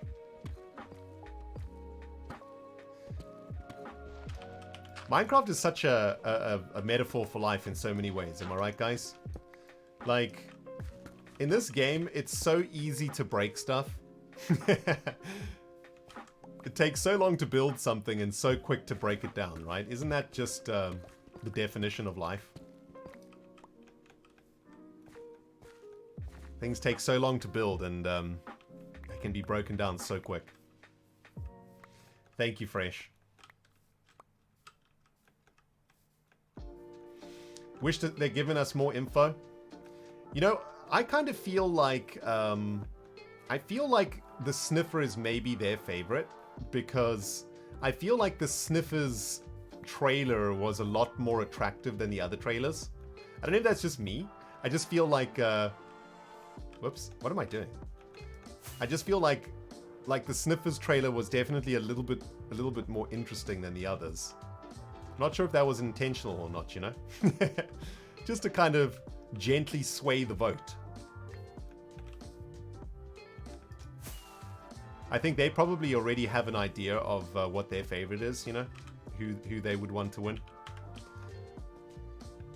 So maybe subconsciously a little bit more love is given to the mob that, you know, to the trailer of the mob that they want to win. I don't know, just a thought.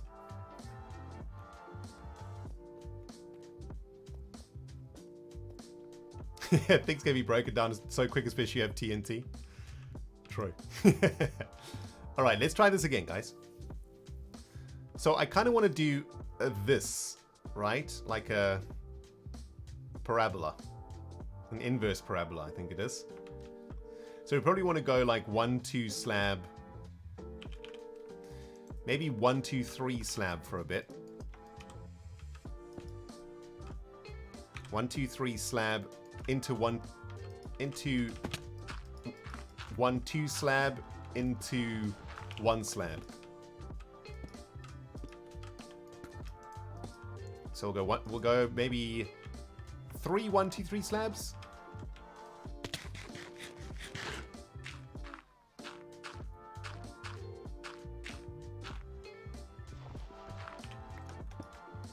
One, 2, 3 slab. I mean, if we wanted to get fancy, we could make it go... Instead of just going straight here, it could turn again and join here.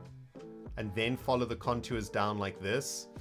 Yeah, dudes, maybe we make it bend a bit, right? So that it doesn't... It's not just a straight line here. Maybe that's the problem with it, is that we made it just this horrible straight line. Well, if that's the case, let's make the segments a bit longer then. So we'll make the segments 5. 5 in a slab.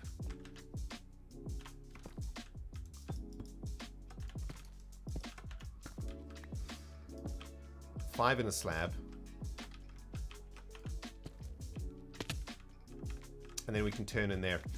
By the way, dudes, how many Magic the Gathering players in chat today?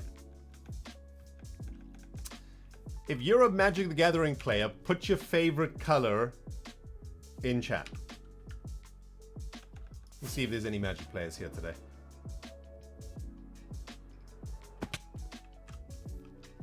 All right. We got some current players. We got some players from long ago. Oh, wow. Magic is pretty popular. Pretty big game. I mean, I've been playing Magic since I was a child, so I'm an all-in Magic player. Nice. Well, guys, I hate to be the bearer of bad news, but as somebody that has supported Magic for pretty much its entire existence and has probably spent over the course of my life enough money on Magic cards to have maybe bought a house, or at least put a deposit down for a house. I feel like we might have reached a very sad and potential... I think we might have reached a turning point in the game that I never really wanted to see happen, but I feel like we're there. And I feel like the game that we know and love might be changing forever. And that the greed of the Hasbro Corporation that acquired Wizards of the Coast a few years ago, we all knew that it would eventually potentially damage the game in terrible ways. Even though we were really happy that such a big brand got behind Magic, we also knew that there would be consequences. And I fear that those consequences are upon us, friends. Because if you don't know what's happened in the world of Magic, maybe you're a casual player or you haven't really been checking. An absolute abomination has occurred. Something that I never thought would happen. And honestly, this is the first time in playing Magic for over 20 years that I'm actually considering... I actually think this might be it for me. I think I might be done. Like, I cannot handle any more greed from Hasbro, because the latest product that is coming out is an abomination. And something that even non-Magic players should be aware of, and in fact should get angry about. Because a company should not be allowed to get away with this. Let me explain. Now the way, for those of you guys who don't play Magic, the way that Magic works is that, this is the way that it's worked for 30 years now, is that Magic the Gathering cards are sold in booster packs, okay? So you buy a pack of boosters, and in the booster pack you get, depending on what booster pack, but for argument's sake you get 15 cards. Out of those 15 cards, you'll get a rare card, 3 or 4 uncommon cards, and then a bunch of common cards. And you also get mythic rarity cards now also. Anyway, the point is that in this booster pack, you have a chance of getting some valuable cards. The rare cards, which are generally more powerful in the game, right? And most of the cards are worth nothing, but you know, some of the cards in your pack might be worth something. And the way that, you know, Magic has always been is that you buy the booster packs, you collect the cards, you build decks, and you play each other, right? Very simple formula. And of course, the way that Magic has always worked is that the rarity of the cards are based mostly on how strong they are, but also how many are printed. You know, generally a lot of sets will have a limited print run, so they'll only print a certain number of cards, and they'll never print them again, or they might print some of the more powerful ones again in supplementary products and whatnot. But for the most part, it's the secondary market in Magic is driven by supply and demand, right? As the demand for a card increases and its supply diminishes, its value goes up. Now, some Magic cards they would blow your mind at how expensive they are. Some of the rarest, most powerful cards in the game are $50,000 plus. Easily $50,000, easily.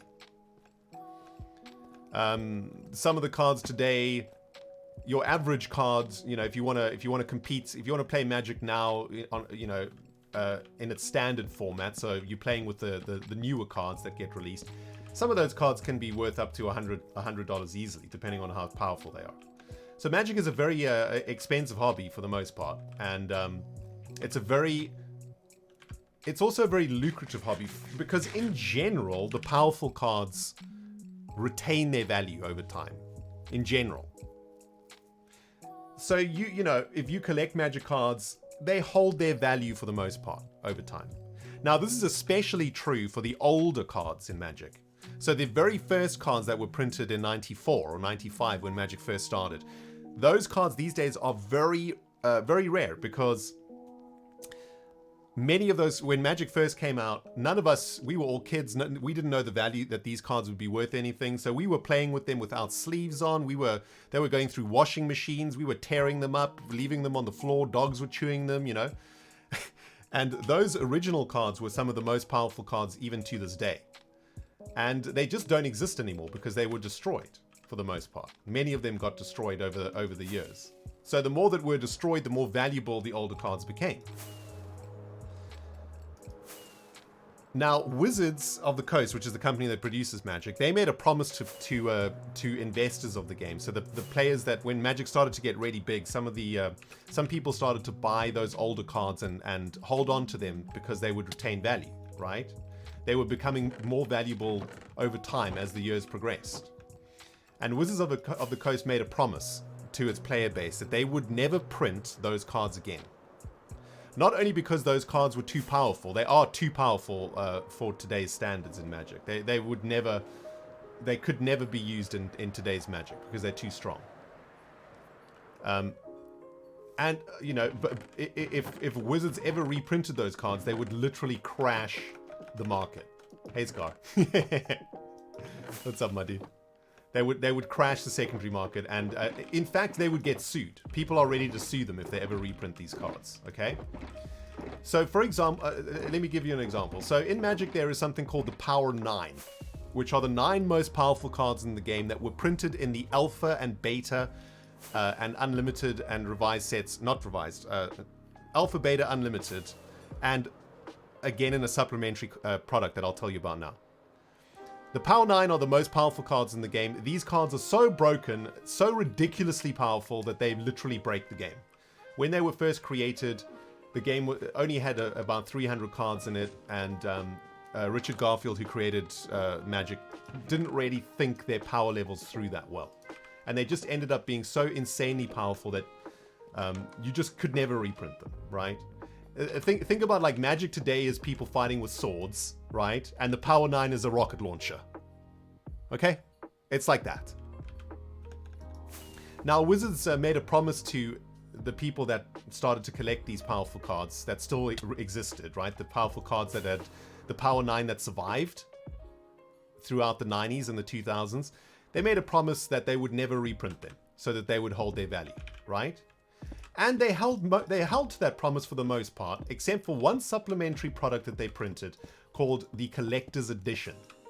Now, the Collector's Edition was a reprint of the alpha version of the game. So all of the old powerful cards, they reprinted them, but they reprinted them with a golden border, which means that those cards are not legal. You can't use them in tournament play. They are toilet paper as far as the game is concerned. They're just tokens, right? They can never be used legally within the game. However, those cards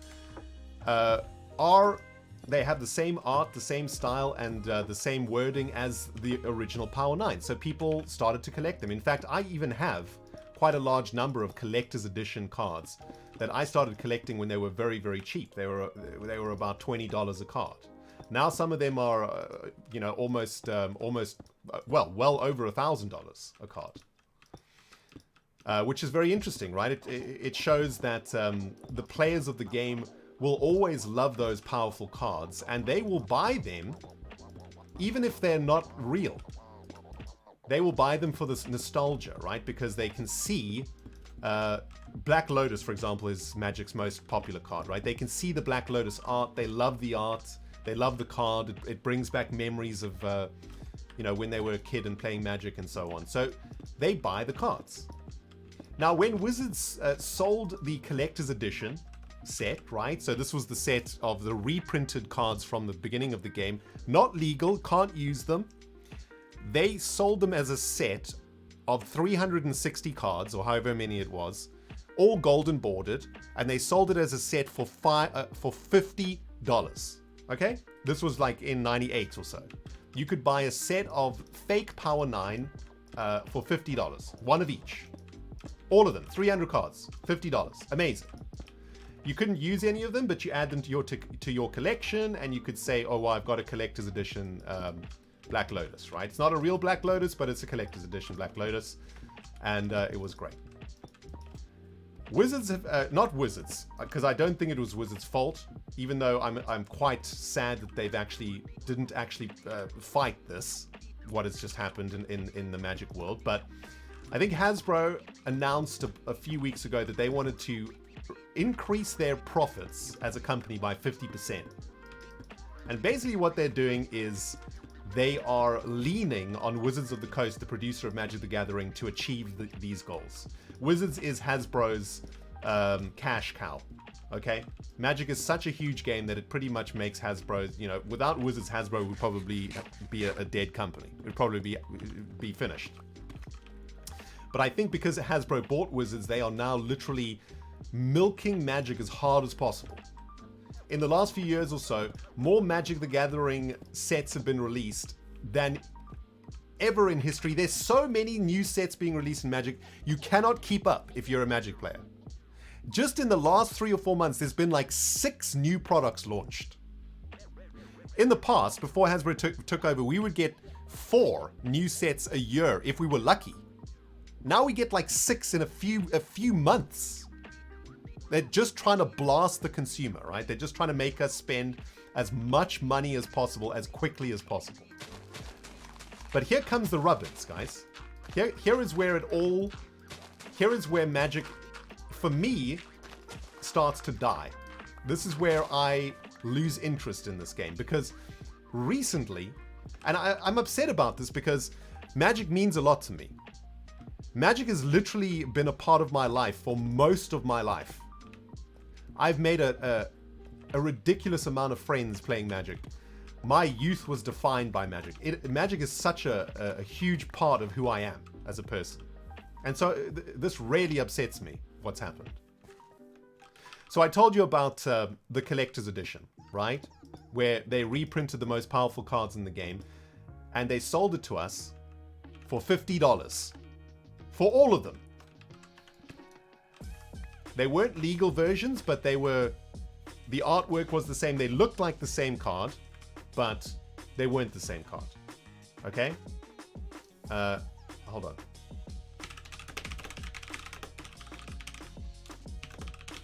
Let me show you. Let me show you what I'm talking about. It'll make it much easier to understand. Okay? Hold on. So check it out. So the collector's edition of Magic cards have a golden back like this. Right? You see this? See this golden back? Has like a golden back like this, right? Normal Magic cards have a black back. Have a black border around the back, right? Let me show you. See? There we go. See that? Black border around the back. The collector's edition has a golden border. So that's what shows you that it's not legal. Also, the original collector's edition cards had square corners, whereas normal Magic cards have rounded corners. The collection edition has square corners. Here you can see the collector's edition here. Perfect, right? So there's collector's edition, gold borders, square. And there's legal Magic cards, black borders, rounded. Now, because of the scarcity of collector's edition and because, you know, the nostalgia factor and people wanting to play with those older cards, yes, the value of those cards have shot up. So if you bought collector's edition at $50, I mean, you're laughing today because those cards are really, really valuable. The Black Lotus from the collector's edition is worth $5,000 today, okay? And back in the day, it was worth 10 cents. Now, because of this, because the value of the collector's edition has skyrocketed so much, Hasbro, you know, just picture them sitting there in the office, twiddling their fingers. They're thinking to themselves, nice, tell you what, let's redo a collector's edition, because we know that's what everybody wants. Let's reprint all the power again, okay? And let's tap into that for the 30th year of Magic, for the celebration of the 30th year of Magic. Now, bear in mind, Magic has been around for 30 years. So anybody who was a teenager when Magic came out, they've literally been playing Magic their whole life. Magic is a part of so many people's lives. It is intricate. It is a part of our very fabric, right? It's a part of us. Magic has defined the people that we are. Magic players, Magic defines who we are. So it means so much to us, right? So Hasbro comes out and says, okay, we're going to celebrate the 30 years of Magic with something really special.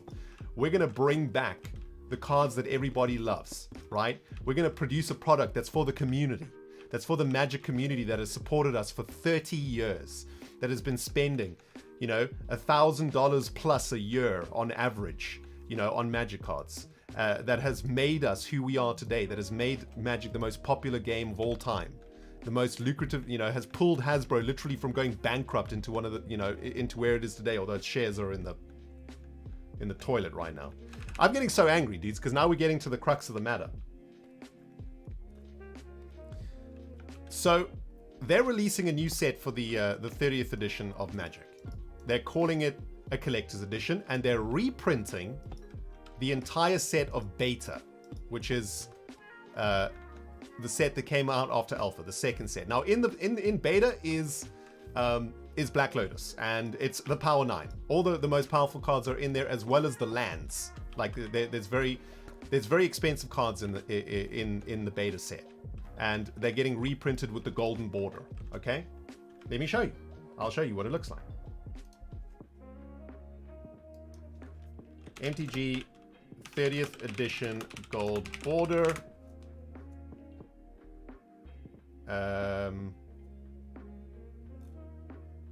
Wait a minute.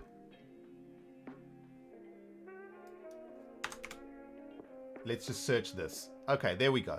There it is, right? So this is what the back looks like.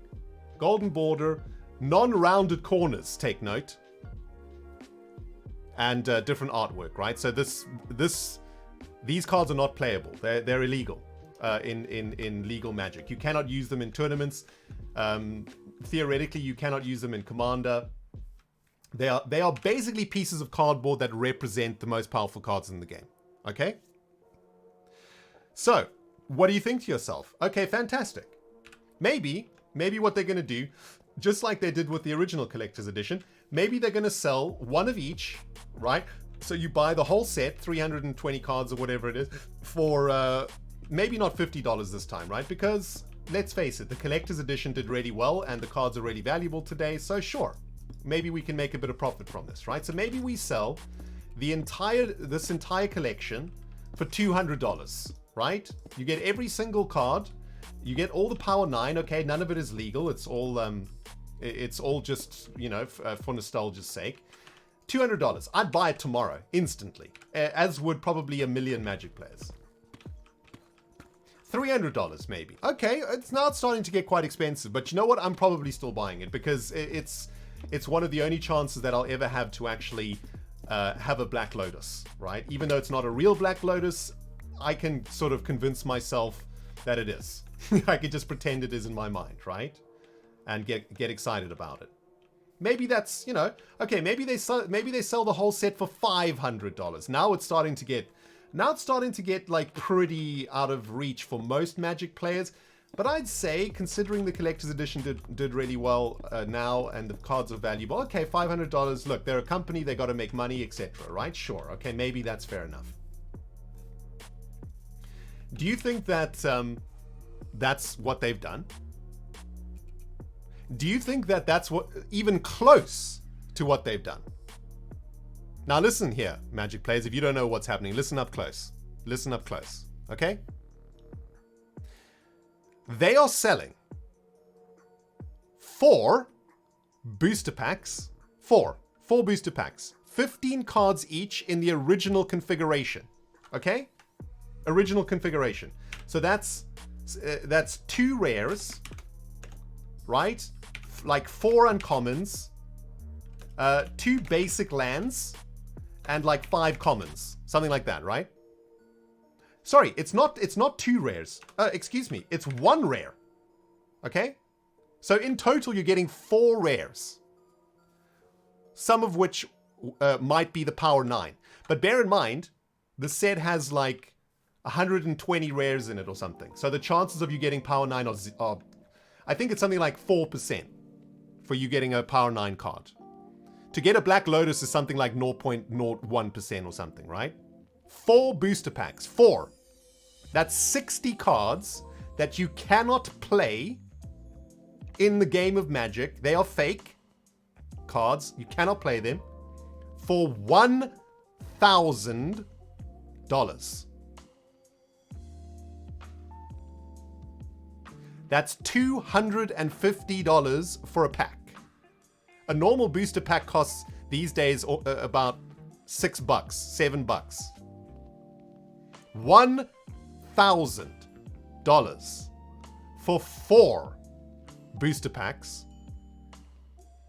and the chances of you cracking one of the Power 9 is basically 0. So you're going to spend $1,000. You're going to get 4 booster packs. You're going to open them, and there's going to be nothing in them. And Scar's put it perfectly. Just pure greed. It is just pure, unadulterated greed, dudes. And honestly, I think this might be it for me in Magic. I think I might be done with Magic after this. This is just like the most outrageous, disgusting money grab that I've ever seen, because I guarantee you it is going to sell out. It's going to sell out instantly. And you know why? Because just like with crypto, people saw that the collector's edition went from a $50 for the whole set to $5,000 for a card in that set. People are thinking, if I buy this for $1,000 and get a Black Lotus in 10 years, I can sell it for $10,000, right? It's going to sell out instantly like this. And you know what happens next? Wizards just going to start... Remember I told you they made a promise, right? They're not going to ever reprint the powerful cards. They're not going to reprint the reserved list is what it's called. You think they're going to stick to that? Because you know what's going to happen? This set's going to sell out. It's going to make, I don't know, $20-30 million for Hasbro. Hasbro's going to say, yo, Wizards, that was insane. What are we printing next? What else can you just print? What else can we just make the print machine go brr and get cash out of these idiot Magic players? What's next? Oh, you know what? We'll just reprint Arabian Nights and the Dark, which has got ridiculously expensive cards in it, with the gold border. And you know, maybe this time we instead of $1,000 for the packs, okay, we'll make it $500 for the packs, and that'll make us look like the good guys. Like, hey, we listened to you guys. You know, we heard it was too expensive. We're cranking the price down now. It's only $500 now for 4 booster packs. Hell no, dudes. I will not be treated this way. Having been a lifelong customer of this game, I will not support this kind of ridiculous thievery. Blatant, horrible thievery. I mean, here's what's sickening, okay? Here's what's sickening. Remember I was saying, okay, what if they just sold the whole set just like collector's edition, right? So you get one of each card for $1,000, okay? $1,000. You get the whole set. Dudes, I'd probably buy that. For $1,000, I'd probably buy the whole set. You get all the Power 9, you get everything. Great. Okay, it's super expensive, but for the first time, and probably the last time ever, every Magic player might be able to get their hands on a set of the Power 9 that isn't really the Power 9, but doesn't matter. It's almost the Power 9. And they could probably sell 100,000 units like this overnight.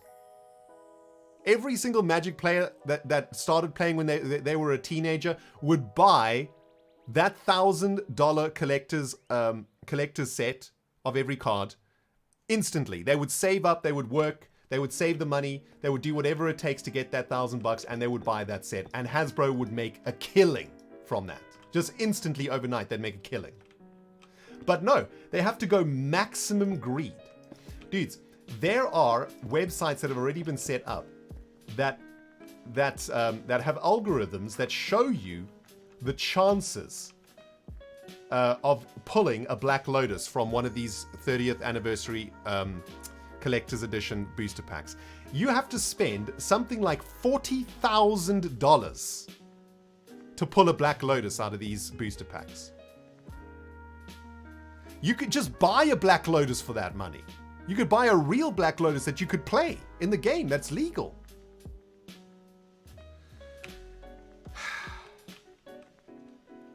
It's a really sad day for me, dudes, because, and I hate that this happened on my 7th birthday also. You know, my birthday was going so well, and then Hasbro ruined it. Well, they didn't ruin it. They just made me angry today. This corporate greed is just...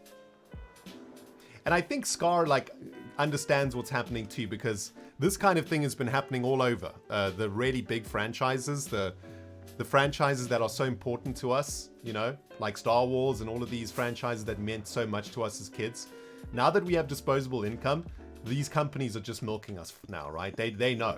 They're like, now we target. Now we get the cash out of these people. As hard as possible, we just target them. Get as much out of them as we can.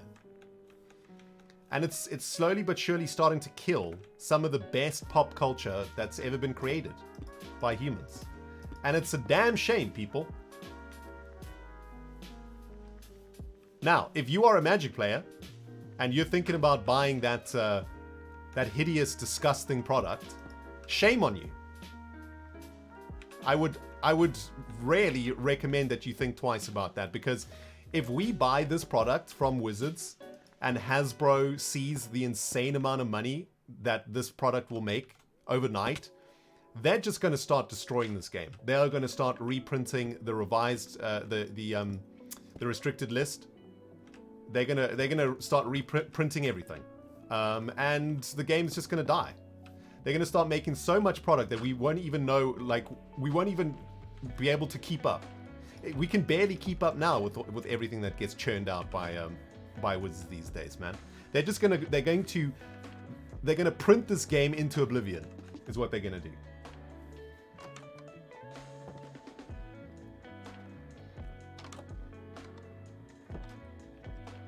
The product isn't. Yeah, I mean that is the argument that people say. Yeah, this product isn't meant for the average consumer. It's meant for the whale. But that is exactly. I get that for other products, right? For like premium foil products. This is different. This is different because this goes to the core of the game. This goes to the core of the community that is the game, that made this game what it is today. It goes to the collectors. It goes to the respect that the company needs to show the player base, right? If you're going to be a company that prints something like this, you need to show respect to your consumer if you expect them to support you for a lifetime. You cannot do such blatant money grabs and expect the community to just continually say, oh yeah, well that's just for the whales. Oh, that's just for, the collectors. That's not for us. Because this starts to set a precedent for what Hasbro, like, they're testing the boundaries, right? And every time the boundaries get pushed out, every single time these new products come out and Hasbro tests the consumer base. We complain about it, but then the next one comes out. You know, when Modern Masters 2 came out, it was the RRP was like $600. The one before was like $400. The one before was like $200. Price just keeps on creeping up, and Hasbro just keeps on testing us. How much are we willing to spend? And it just keeps going up and up and up and up and up. And the point is, at some point, we as the consumer, we have to say no. We have to say we're willing to spend money on your game because we love it, but you cannot fleece us like this. It must end at some point. This is outrageous. This is outrageous. Oh, anyway, I needed to get that off my chest, guys. Thank you very much for listening to that rant. I'm sure it meant absolutely nothing to most of you. To the Magic players, I don't know what to tell you guys, man. For me personally, it's a sad day. I never thought this beautiful game would get to this point, but I don't know, man. It's just left such a sour taste in my mouth for the first time ever in Magic's history.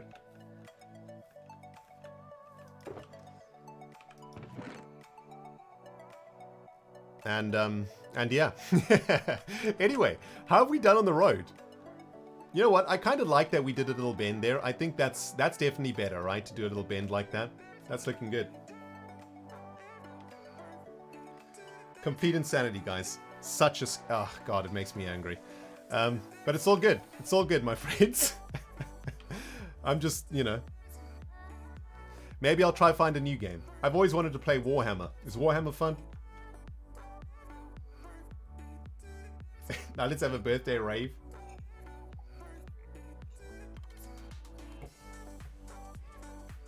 I think that's looking good. That's looking much better, guys. It's not the most natural road ever, but I mean, you know. It's fine. It's Minecraft. Warhammer is fun but very expensive. Okay. No, we don't like that. We don't like that. Warhammer is not the game for you if you are tired of being fleeced by a gaming company. Okay. Pass on Warhammer. Yo, D&D's fun. I do love D&D. What about Flesh and Blood? Does anybody play Flesh and Blood? Maybe I'll start playing D&D actually. D&D isn't expensive. Yeah, Saturn, I played Hearthstone for quite a while. I actually did Hearthstone on my YouTube channel for a while.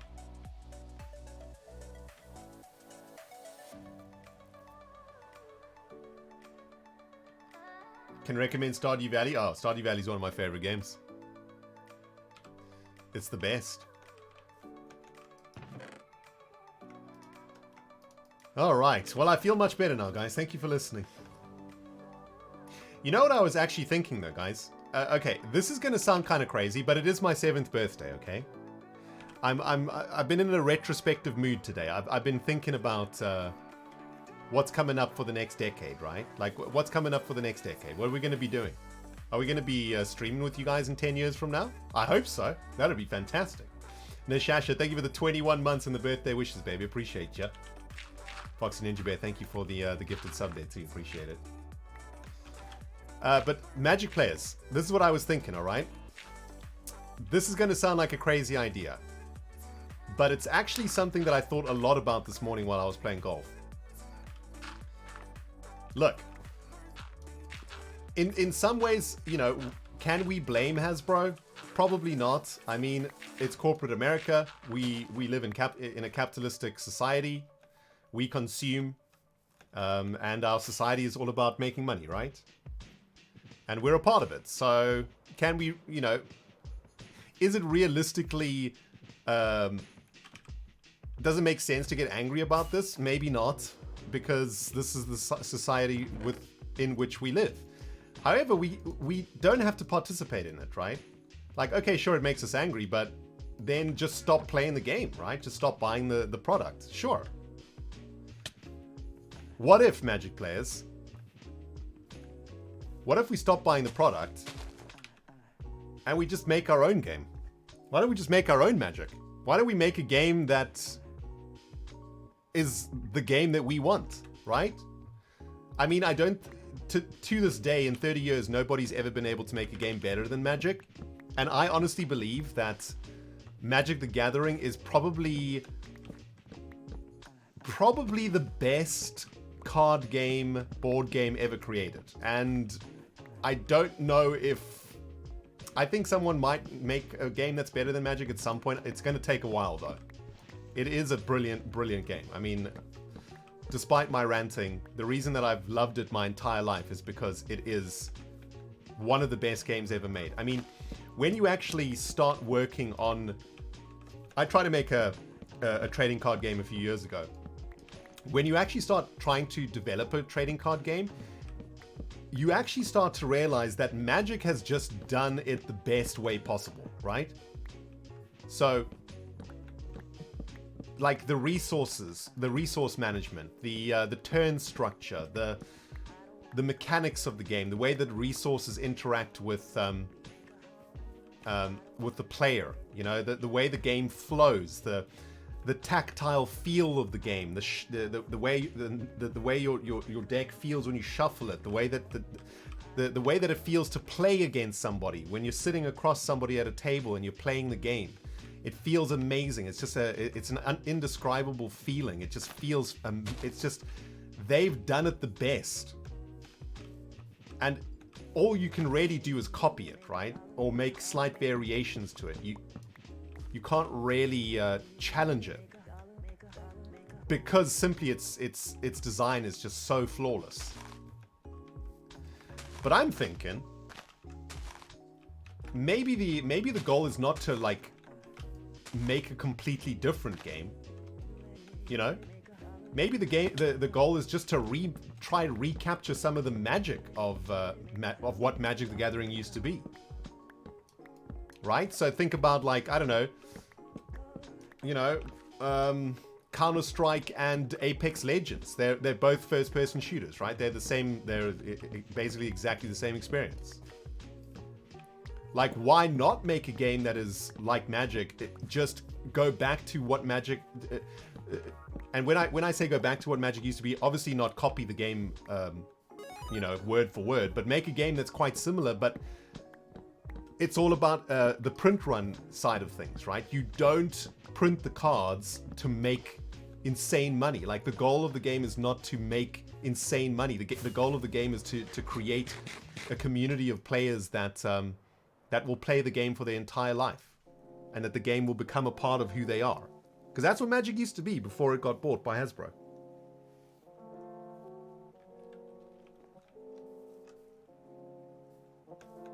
I don't know, so maybe if Magic can't be the game that we want it to be, maybe we just make our own damn Magic, man. You know? Surely, you know, we could put together a hive mind of Magic players who are disgruntled and have had enough of corporate greed, and together we could put all those brains together and create an amazing TCG that it's maybe not as good as Magic gameplay-wise, but maybe we could make sure that the game is designed for the player. It's fair, is available to everybody. There's no corporate greed behind it. There's no, you know, it's not driven by profit margins and things like that.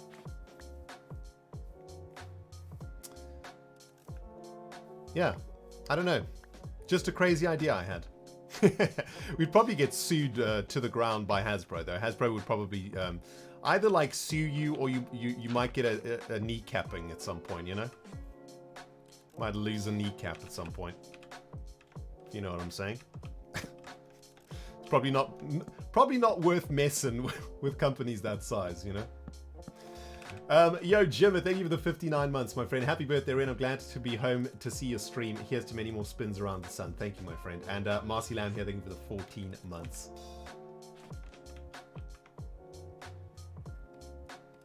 So anyway, that's my Magic the Gathering rant, guys. Sorry about that. It's just been making me really angry recently. Why are we eating steak? We're not eating steak. We're eating gigapies, man. I don't know what you're talking about. 1, 2, 3, 4, 5, 6, 7, 8, 9, 10, 11, 12, 13. Oh, whoops. Wait, 1, 2, 3, 4, 5, 6, 7, 8, 9, 10, 11, 12, 13. 1, 2, 3, 4, 5, 6.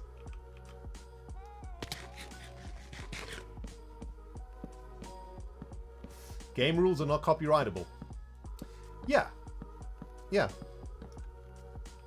I mean, you know, you definitely wouldn't want to like just straight up clone the game, right? That's boring.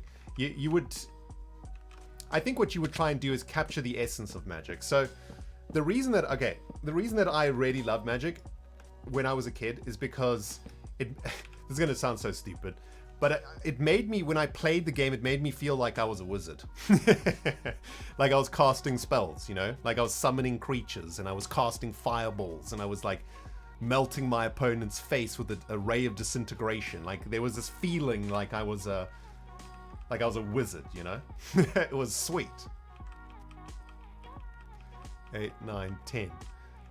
And I loved it. Like that's why I loved the game, because while I was playing it, I became a wizard. You know what I'm saying? Like I left reality for a bit. So that's what you essentially, that's all you want to do in this you know, in this Magic the Reignited. What do you call it? Magic Reimagined. Right? Reimagined.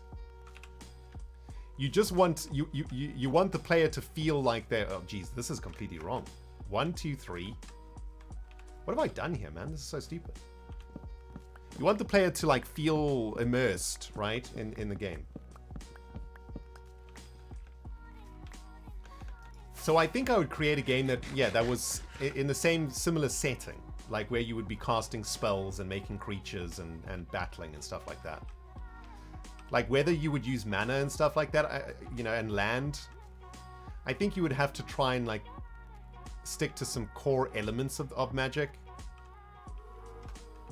1, 2, 3, 4, 5. 1, 2, 3, 4, 5. So I think just from a game mechanics perspective, you would want sort of some sort of a resource system where you would need to find resources from your deck. So your resources would have some RNG attached, and those resources would be used on the table to generate threats, right? Like you would need to follow that sort of formula, I think.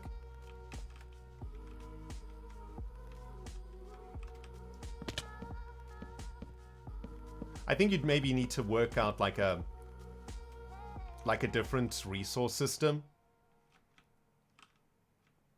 Not by like, I think you'd, instead of like using mana, it would have to be something else, maybe like energy or force or something like that, right?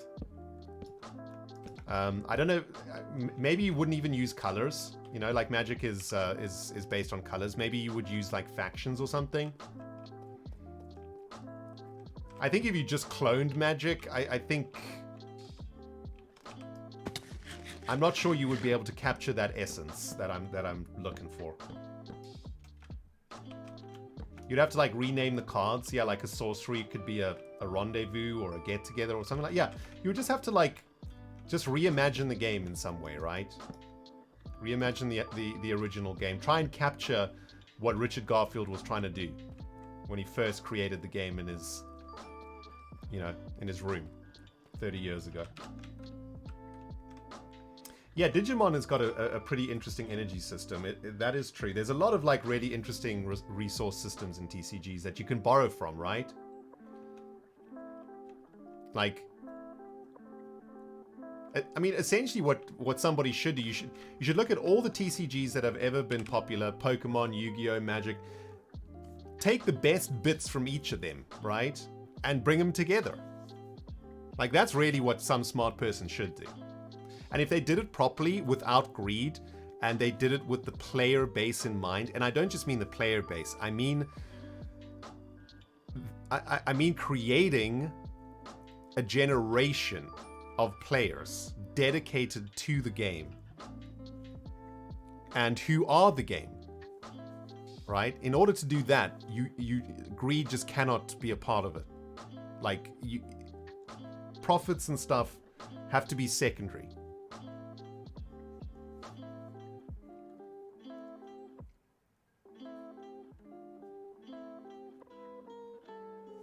I mean, I think if you were really serious about it, you'd probably need to drop quite a lot of cash into an initial prototype. And that would mean maybe hiring some like MTG designers or TCG designers. It would probably cost you a couple $100,000, I would think, in research and development, because you'd want to get the best minds on it, right? You want to get like people who have been a part of the industry for a long time, who know the mechanics and stuff, and get everybody into an office for like a couple months and to like brainstorm a new game together, you know? That's probably the best way to do it. I mean, to be fair, Richard Garfield designed Magic in his room. So it is possible to design a perfect game on your own. But that kind of thing doesn't happen very often. Seen lots of people talking about Eternal. Heard about it, I haven't tried it yet though.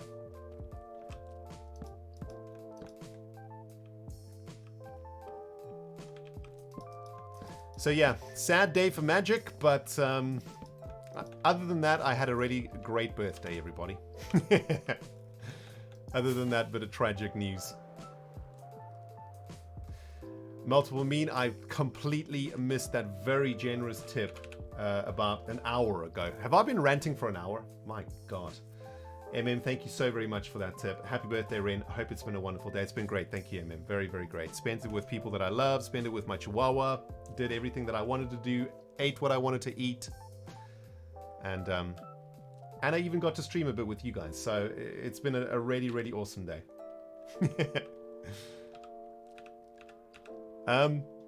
So yeah, anyway, dudes, I think... Wow, that was quite the rant. Yeah, it's 10:30. I got to take the Chihuahua out for ablutions and get to bed, guys, because I got a busy day tomorrow. But I think that's gonna do it for our birthday stream. It's been quite a roller coaster tonight, guys. We've been reminiscing. We've been getting deep. We've been ranting, and we've been road building. I can't believe we actually made this in and amongst all of that chaos. That's looking pretty good, actually. I'm quite happy with that. And I'm actually much happier with this slope too. Much happier. Yeah, that's looking good from down here. Nice, guys. Very nice. I think that's going to do it for us though, guys. Thank you so very much, man, for all of the incredible birthday support today. Way more than I ever anticipated. Thank you so very much. If you guys don't mind, I'm going to pass some of that on to my the kids that I sponsor at SOS Africa. Let's share the love with everybody, right? I certainly don't need all of this, so thank you very much, guys. We're gonna pass some of that on, and thank you all for coming and hanging out with me on my 7th birthday. I can't believe that I'm 7, man. What the hell happened to time? It vanished. But here's to the next 7th birthday, which will be in exactly 1 year from now. I hope to see you back here on Twitch or wherever we are then. For another birthday stream of getting emotional and ranting about Magic. Because I feel that's all the stream has been. I've had a great time though, guys. Thank you for ending my birthday with such a great positive couple of hours hanging out together as a community, man. It's been great. And you know what? I'm going to send you over to a good friend of mine and someone who I think is extremely talented and who's a really awesome human being. And you shall see, it's going to be a surprise. It's going to be a surprise raid. So stick around, all right? Thank you so very much for watching, everybody, and we'll see you again on Thursday. And thank you again for all the birthday love, guys. Absolutely incredible. Thank you so much. And we'll speak again soon, okay? Here we go. Raid initiated. Send all the love to this wonderful human being from the rendogtv dog, my friends. We'll smell you again real soon. On our next birthday, hopefully, also. Bye, guys!